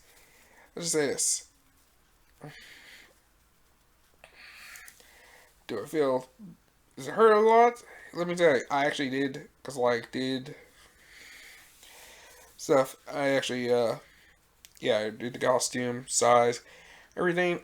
So far it's been so good. It's been good, but it feels crazy different because I don't know how to feel about some of the stuff. I say it is a big deal. Am I excited for some of the stuff? Uh, do I know how the next 2 weeks are gonna go? I don't know. But it did give me but I think some of the stuff I've noticed during the 12 weeks, it gave me one thing was I need just, I think one of the big things is now I know how a lot of people end up being great and being successful because right now because actually I'm about to be 24 in less than 3 weeks. And, in less than 3 weeks from now, uh, my birthday's now on November 6th. So, on November 6th. So, yeah, one of the big things is this is I kind of understand how people admire people who are successful in business and life and everything. And the basic secret is you just keep going, doing some stuff what you love, some stuff I do. Like if you ask me why do I do this why I do this podcast, big thing is I enjoy doing anything creative, especially with anything creative. I enjoy one thing is beginning. I wanted to be there's been a lot of things. I have a lot of dreams of doing a lot of stuff, being creative in general. When he was I kind of do enjoy cooking meals, at least cooking meals, at least doing cooking meals. And when I do photos and stuff, I don't really do I care if this thing gets a ton of likes or anything. Do I care if this gets a ton of views? Do I care if this gets do I care if I get a million views of it? Million views? Do I care if anyone watches this entire podcast in its entirety? Watch the podcast in its entirety? Do I care if this gets a million likes? And do I care how the likes and dislikes? Do I care if anyone comments on this? Do I care if anyone listens to the podcast? Do I care if anyone watches the podcast? My thing is, I enjoy doing this podcast and enjoy talking about stuff. Cause me, do I care if anyone is left wing? Do I care if you're right wing? Do I care if you're alt left? Do I care if you're alt right? Do I care if you're black? Do I care if you're white? Do I care if you're Asian? Do I care if you're Hispanic? Do I think you're gay? Do I think you're straight? Do I think you're transgender? Do I think you believe in Christianity? Do I believe you believe in Islam? Do I believe you believe in Buddhism? Do I believe in any of the things that is supposed to divide us? No. I'm one to give you the world as somebody who grew up in the suburbs, who was black, grew up in the suburbs, is obese, who at 4 years old was diagnosed with autism, who had to go through special needs classes, had to work around my disabilities to go to regular working to participate in regular classes. Pretty much end up having good grades, worked his ass off, go through high school. Especially, I had to go to high school. Especially during my last 6 months of high school, where I was kicked out of this exact house by my stepmother. Had to live with my older sister. Had to take the public transportation. Wake up at like 4 in the morning to take a public bus. 2 public buses to go to school on time. Did that for at least 6 months. For like 6 months. Just to finish my high school degree. I spent a year Western. Didn't do the best. Pretty much dropped out because one, tuition, and B, I kind of flunked out. I pretty much flunked out. Technically, pretty much flunked out. To spend like a year and a half at Jefferson Community College. And I just realized at this point right now, school isn't really for me. Worked at UPS. Spent at least a year and a half, about 2 years as a package handler. Spent at least a year half in an office position in telecoding, where I was coding like address, PO boxes, and now I'm working at UPS. Still, been there for 4 years, and I'm doing like pretty much coding. I'm still like entering in data for like exports and stuff, and I did this all at 23 right now, and I'm about to go into 24. And one of the things is now I'm like, I have passion projects. I have some passion projects I want to do. Like when I did music of SoundCloud, if anyone knows, I did senior high school. I didn't care if you guys really listen to it. I don't care if you guys really like got a copy of those CDs. I pretty much did a gaming channel on YouTube, which am I going to do again? Absolutely. If you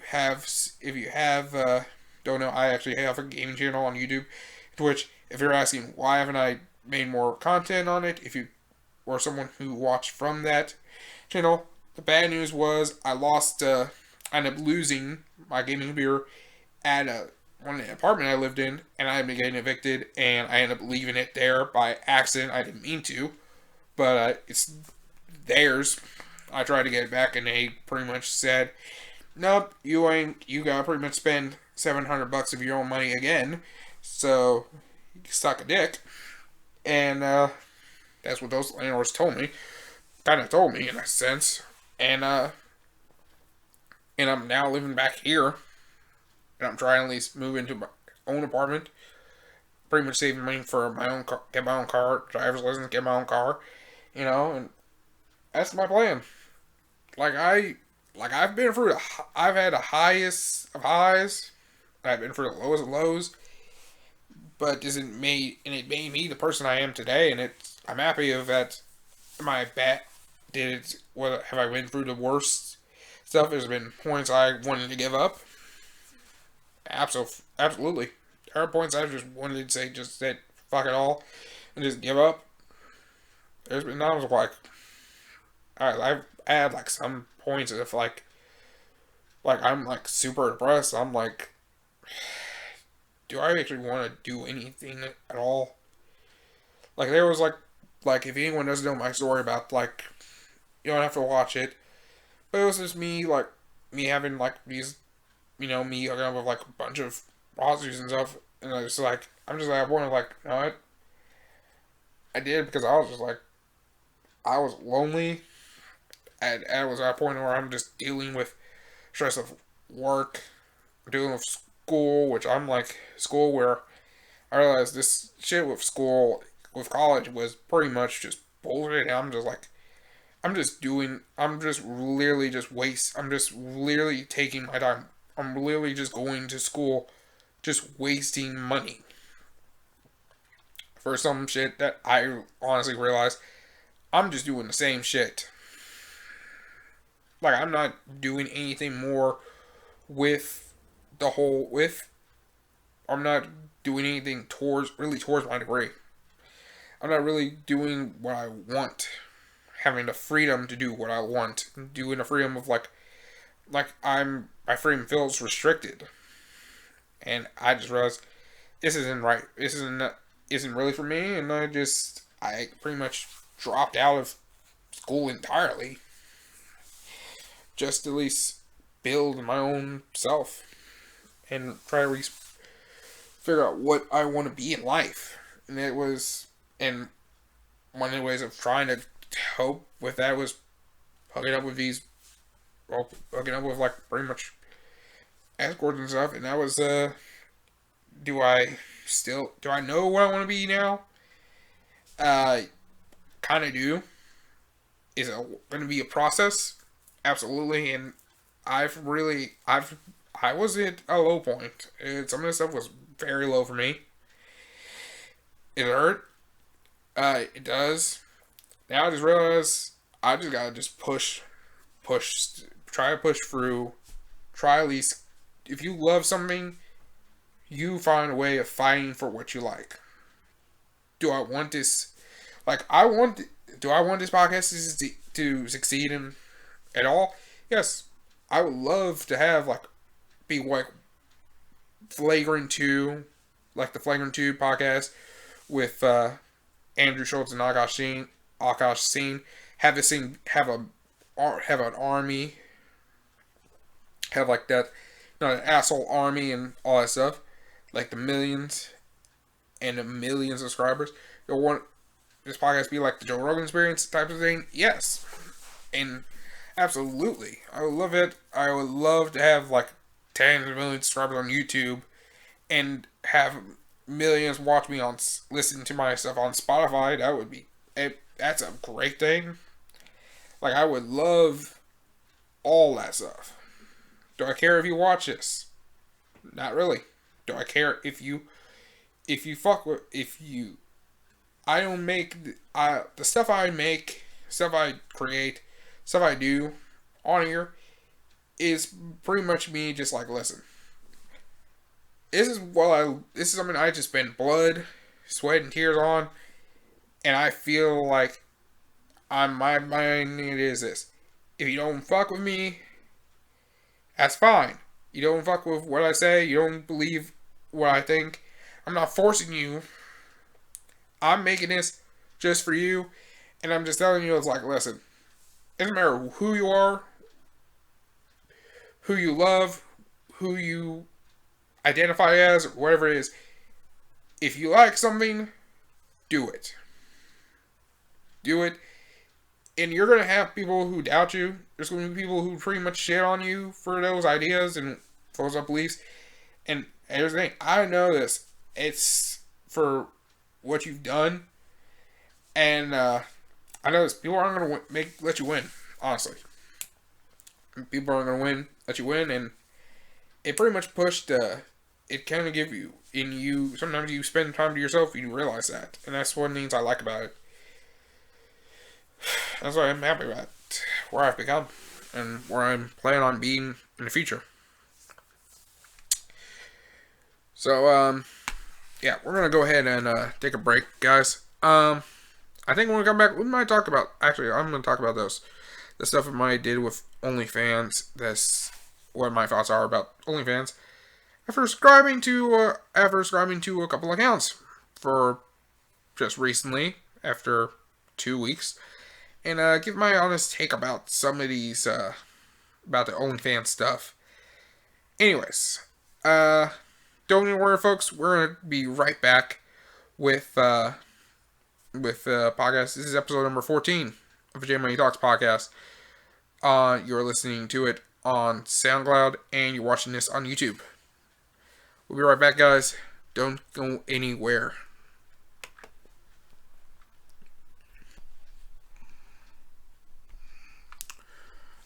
we're back, y'all. So, once again, you're watching episode number 14 of the J-Man Talks podcast on YouTube and on SoundCloud. And, I think this one, we're going to talk about probably, excuse me, we're going to talk about probably one of the biggest sites on the internet. One where it has made women make six figures. One that has caused uproar. And one of the big things is kind of helped make more money. It's helped pretty much more people who are struggling, especially women, who are struggling through this quarantine. That's right. We are going to talk about OnlyFans. So, you're probably going to ask yourself, you decided to check out OnlyFans. Yes. I will admit this right here. Yes. I decided to check out OnlyFans. Check out OnlyFans. Now you're asking, is there anything that's got me the least bit interested in some of this stuff? It is probably this stuff. It is probably the stuff involving OnlyFans. What is in OnlyFans that's got it? It's interesting. Now, some things is pretty much there's some photos. There is some good stuff in there. It's some interesting stuff. Now, like some of the accounts I've shown is pretty much people who live in a city. It's some stuff. There's unique stuff. But I have now started figuring out, okay, how are some of these girls kind of making their money? And I'm noticing how they are kind of. And one of the things is, quite possibly, is they are what the posts are. Some of the posts does show photos. There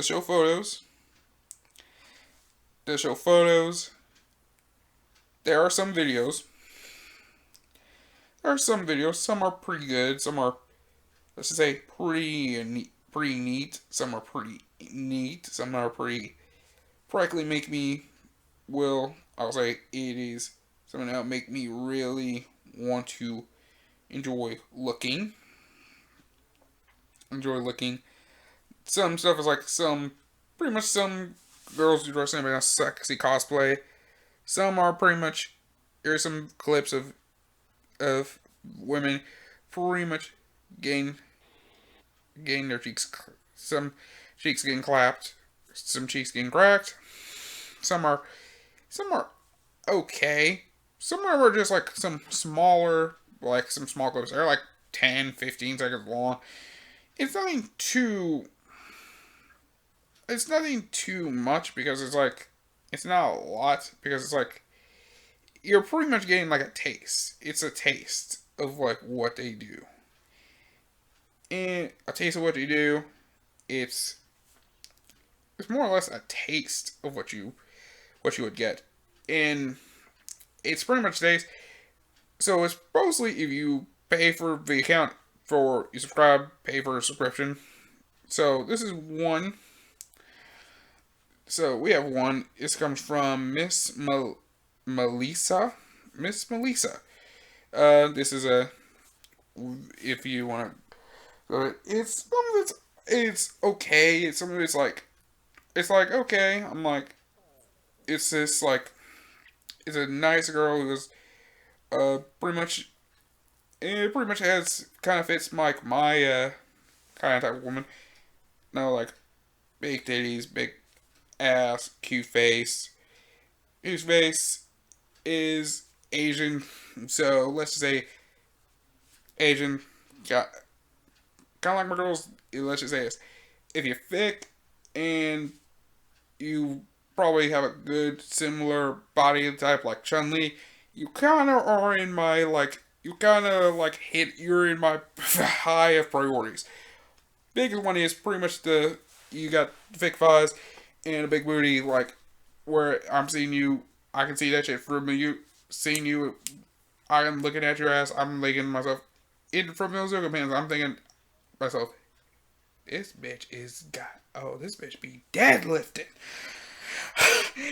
Like, I need a girl who has some legs. Like, if you're a lady who has some legs, like, that can carry some shit, looks like she can carry some shit, you automatically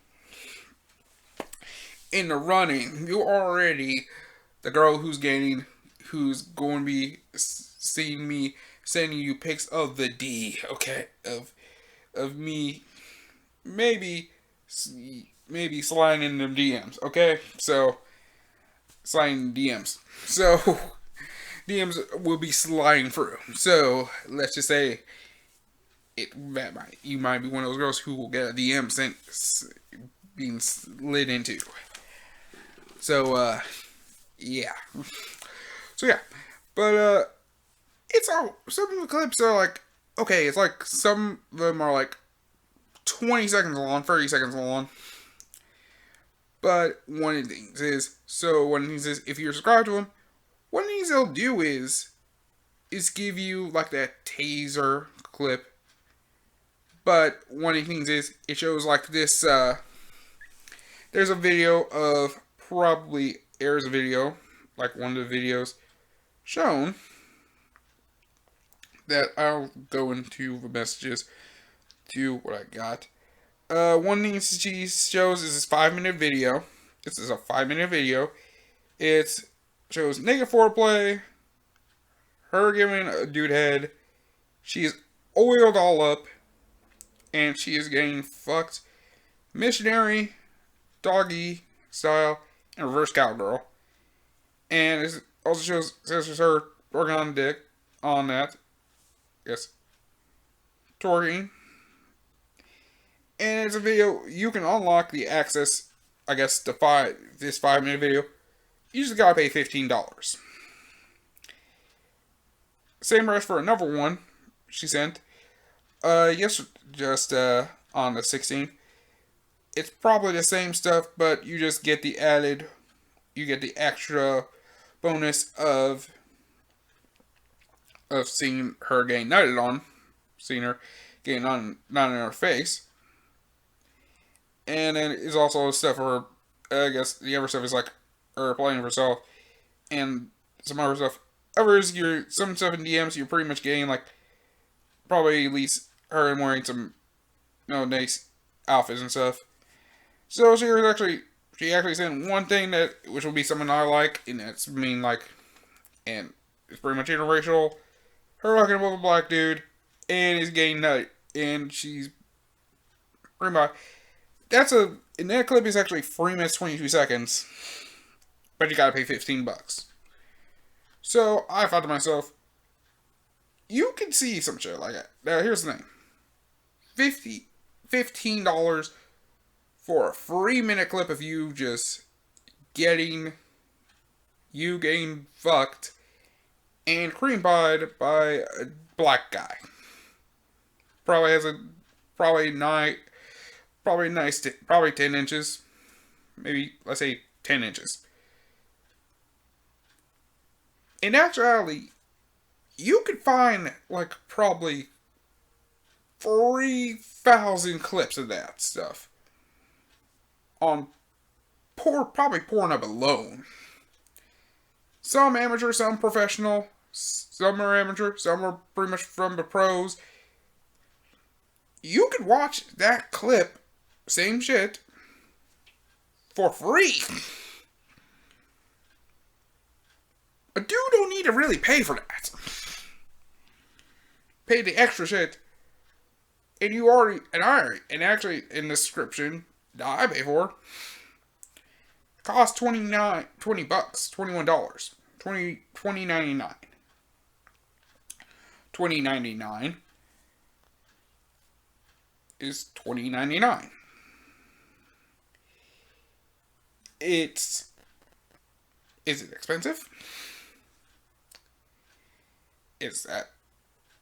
So it's nothing really too crazy. So it's nothing that makes me that's like, yeah, I'm horny. I'll be horny, but I'm not too horny to a point where I'm like, I'm not going to spend $15 on something like that. Now, granted enough as is, I spent $21 for that subscription. If I decide to renew it, it's $30. I got her. Ended up getting that. I got her. I got her OnlyFans. Let's just say she was doing a sale, and I got that deal quick. I got on that. Got it like that weekend it was available, and I had a little extra money spent, but we're not gonna talk about that right now. Let's just say Thursday I woke up feeling very horny, and let's just say the simp I just ended up simping. So I just ended up simping. So I simped. So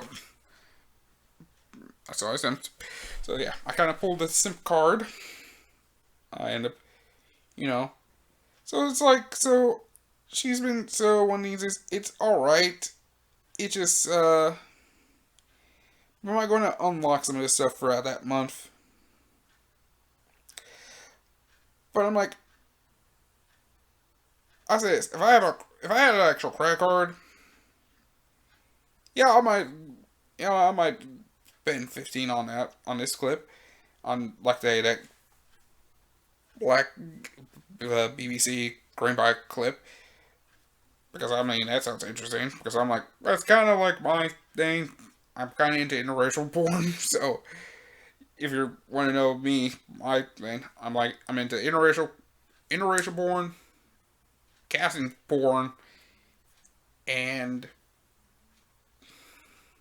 probably cream pies, pretty much. Yeah, I'm a fan of cream pie till I die. So, moving on. Some stuff is alright. Some stuff is like, okay. Sex, pretty much a sex part where she's all oiled up. That sounds like something I might buy. Or it might be something. But nothing that's making me like thinking to myself, I should get this.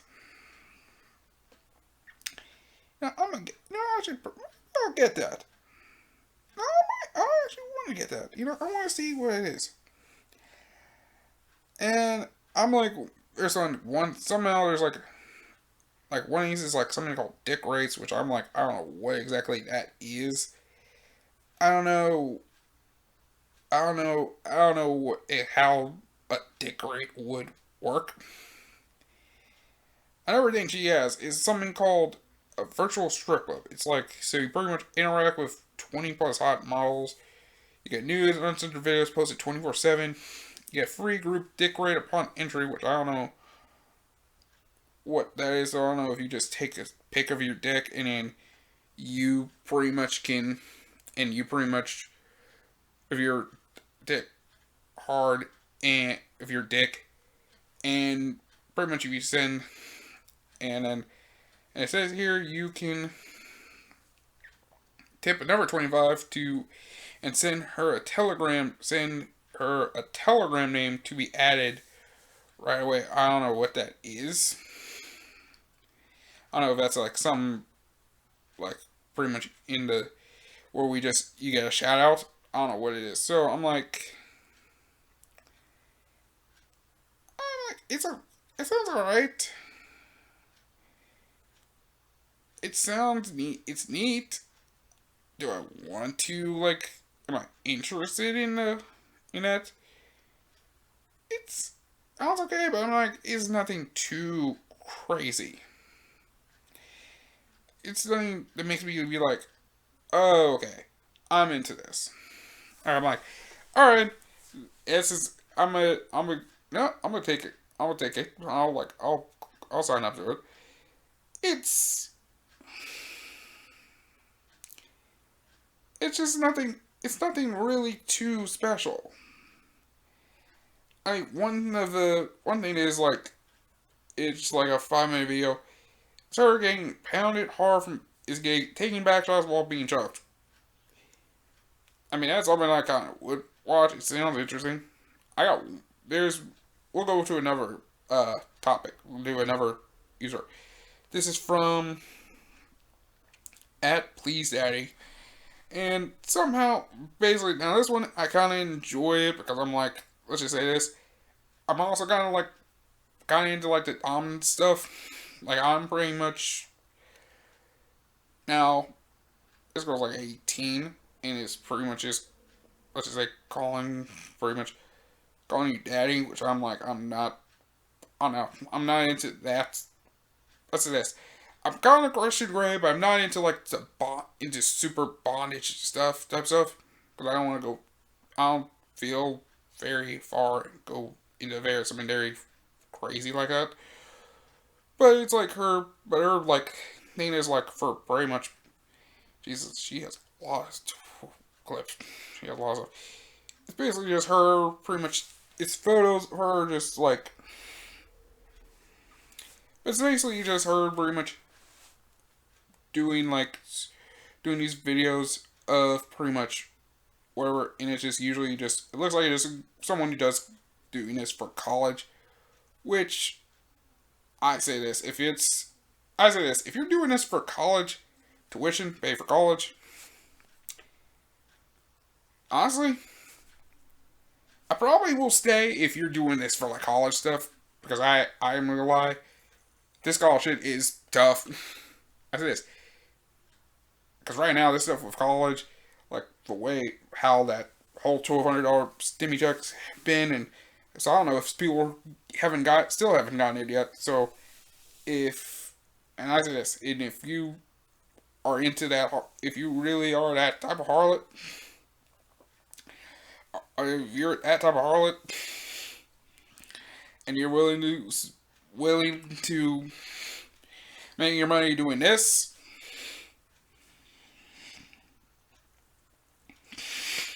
I mean, hey, do whatever you gotta do. To me, am I doing this? Like, am I really like just getting these clips just because I just want to have these clips on here? Is that my thing? Like, am I gonna be staying on here? Am I gonna just buy every new video that comes out like every day?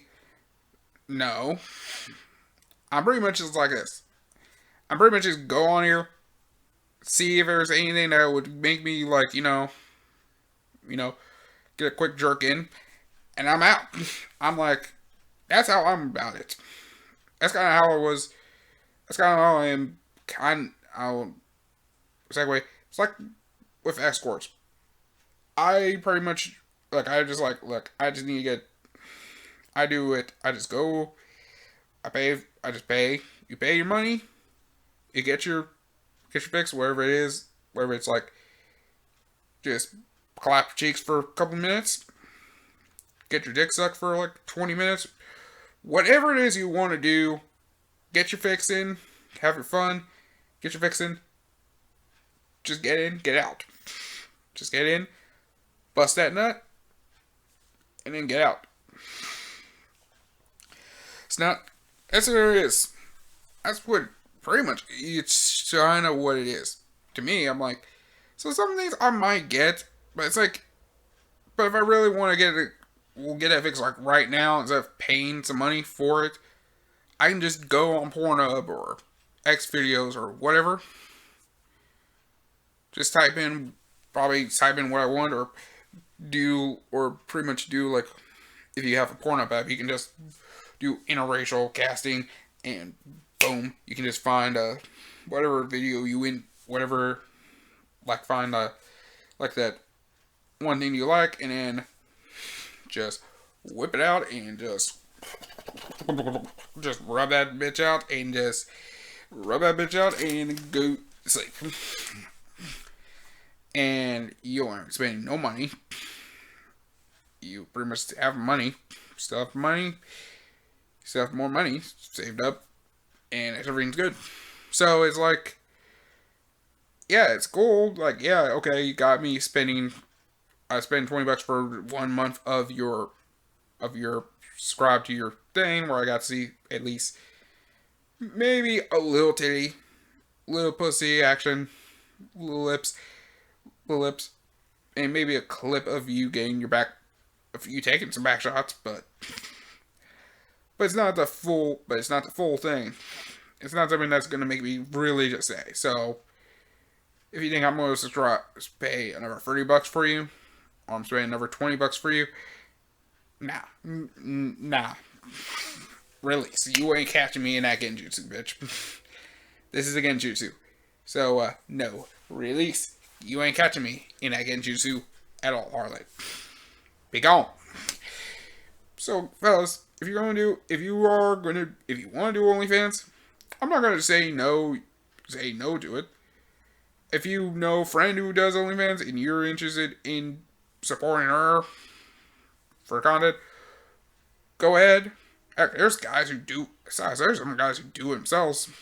I'm not subscribing to any of their shit, but hey, if you know of a dude who does this shit, if he's like your neighbor, hey, I mean, if he's a friend of yours and he's doing OnlyFans, like, hey, hey, if he's got that package and he's that good, he probably has that, he can go and blow some backs out. Hey, I mean, subscribe to him. Yeah, I think some of the stuff about the sex stuff, I'm not gonna chastise any harlots who do that stuff, and I'm not gonna try to chastise all the dudes who pretty much buy that shit, who do that shit. It's just some harlots, and some people say like the chick about like that one chick who sucked off like 8 members of the Phoenix Suns, and say, I don't want to have a daughter like it. Listen, I mean, look, I don't want to have a daughter like that either. But if I have a daughter that does that shit and she was fucked up doing it, yeah, I failed as a parent then at that point. But also, if you don't want to have a daughter like that, you don't want to have a son like that. Look, you think I'm like, I don't want to be one of those 7. Like, I don't want to be one of those 7. I want to be like some things that's like, it's like I'm like literally like, would I be a part of a game? It sounds fun, but I don't want to be part of 8 dudes, one of the 8 dudes in a train, in the rotation of a train. I don't want to be one of those guys. Like, if it involves like her pretty much sucking off all the dudes and she's swallowing them, like, if she just holds that in her mouth and she's just waiting for you to bust in her mouth, like you were practically getting your dick lubed up by other dudes nuts. I'm not doing that shit. Like, listen, I'm gonna let you get a couple minutes, and then once I feel like I'm at a point where I'm ready to get that, let you take that nut, I'm like, look, I'm gonna give you like 2-3 minutes to like swallow that shit, get some water in your mouth, try to rinse it out, do something for a couple minutes, because I'm not putting my dick immediately in throat that has been lubed up by other dude's sperm. That's nah. I'm just saying, that point, that's where I'm like, if you do, I'm saying is this: be free with what you want, who you, be free. I'm okay with women doing this OnlyFans stuff. If you want to do it, no. If you're trying to pay off college stuff, you're trying to pay off some loans, pay off debts. Hey, if you're in a struggle, OnlyFans is a solution. It is the perfect solution. But I wouldn't say this. Don't say some stuff like, hey, don't look at my body and say, like, this is an art, my body is art, this is a beautiful form. And then the next, like on Instagram, you go on your story and just say, hey, this is my body, is a art piece, do not treat this thing, objectify us. And then the next thing you know, you're just like, oh, I have a new post on my OnlyFans, swipe up. You profiting, bitch. You profiting, bitch. Don't say that. No, bitch. That's hypocrisy. You're hypocrisy. You're speaking hypocrisy here. You're speaking hypocrisy. You're contradicting yourself. You're being contradictory. So I'm just saying, is to all those OnlyFans, do whatever you gotta do, man. Do what you gotta do. Alright. I think that's about it. We've been doing this we've been on for over 2 hours. 2 hours, man. Whew. So yeah, man, this has been one of those long ones. So once again, thank you guys very much for watching the J Money Talks podcast on SoundCloud and on YouTube as well. We thank you very much for all the support.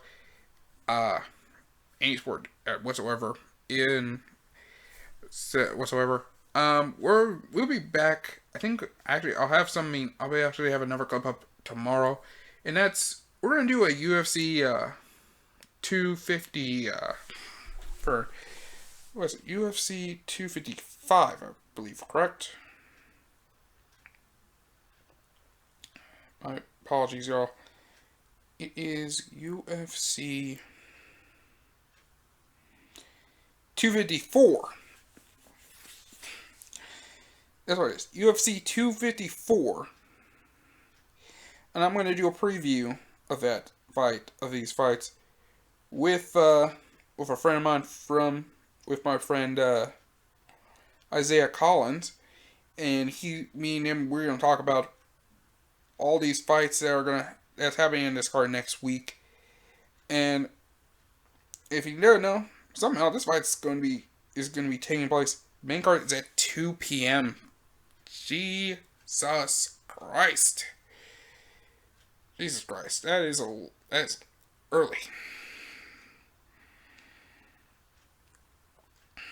early. So it's usually around that time I'm working. I'm usually doing my weights, and I'm working out, so I'm like, so we are gonna have some. So yeah, I think we're gonna be having. Luckily enough, a lot of the prelims are on ESPN2, so which I might try to get up for some of these fights, because some of these fights are interesting, and I want to see some of this stuff. I definitely want to. Am I going to be seen? Am I going to get the pay-per-view? Pretty much yes, absolutely, because come on, it's Khabib, man. Also, the co-main is between Forrest Whitaker and Jared Cannonier. Winner is pretty much facing Stylebender. So we gotta watch. I have to get this. I definitely am gonna have to get this here main card. Luckily enough, I think all my bills is practically covered for the month. So I'll be spending some money on that Khabib. So that's one of the good things is I'll probably watch all the prelims. Actually, it depends on how much I have left. Because I also need to pay off some of my phone bill.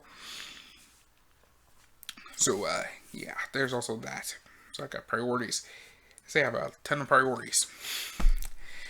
So yeah, I got bills on bills on bills. But how do I handle it? Just pay them, and just work them out. Anyways, thank you guys very much for watching this episode. I'm probably rambling at this point. So yeah, this will be up probably later by the time you watch this, it'll be a Sunday afternoon / Sunday afternoon probably. Anyways, thank you guys for watching. Be sure to give a like to this video, or you're listening to this on SoundCloud, give this a like. Be sure to subscribe to the channel, channel on YouTube, and follow the channel on SoundCloud, and also hit any of the notification bells just to know, just to be sure, just so you know when the next episode come up. It's there. You ready to watch this? You know, hey, it's here, and we're helping. I'm here to help you guys, at least even for like, even throughout, even if it's for 5 minutes, 10 minutes, 20 minutes. If you're on a drive, you're doing whatever. I'm helping you out watching this bad boy. I'll let you guys watch this thing. Enjoy every bit of it, and yeah. And of course, share this with everybody. Share this with everybody. Share this with everybody. Let's try to get more supporters out in here. Because I actually have a plan when we hit either 100 subscribers or 100 followers on SoundCloud. And that is at least reward you guys.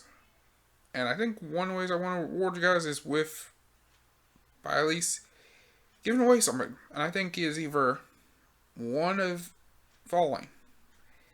Either a PS5 or an Xbox Series X. I say this, if you win this giveaway,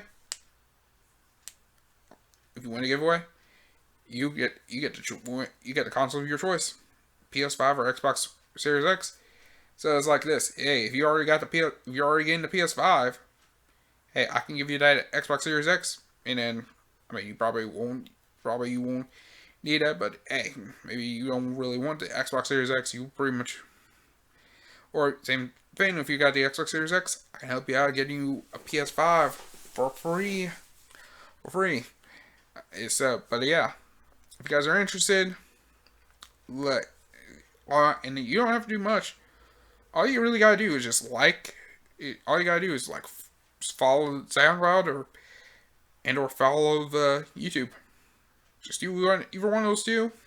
You got you a PS5 or an Xbox Series X. All you gotta do. Anyways, thank you guys for watching. Be sure to hit like, share, subscribe, / follow. All my social media is in the description below. Especially links to the SoundCloud. I'm gonna say thank you guys for watching. My name is Jason Michael Johnson, aka J Money, and thanks for watching, y'all. That's all I can say there. It's just thank you for watching. Take care, y'all. Peace.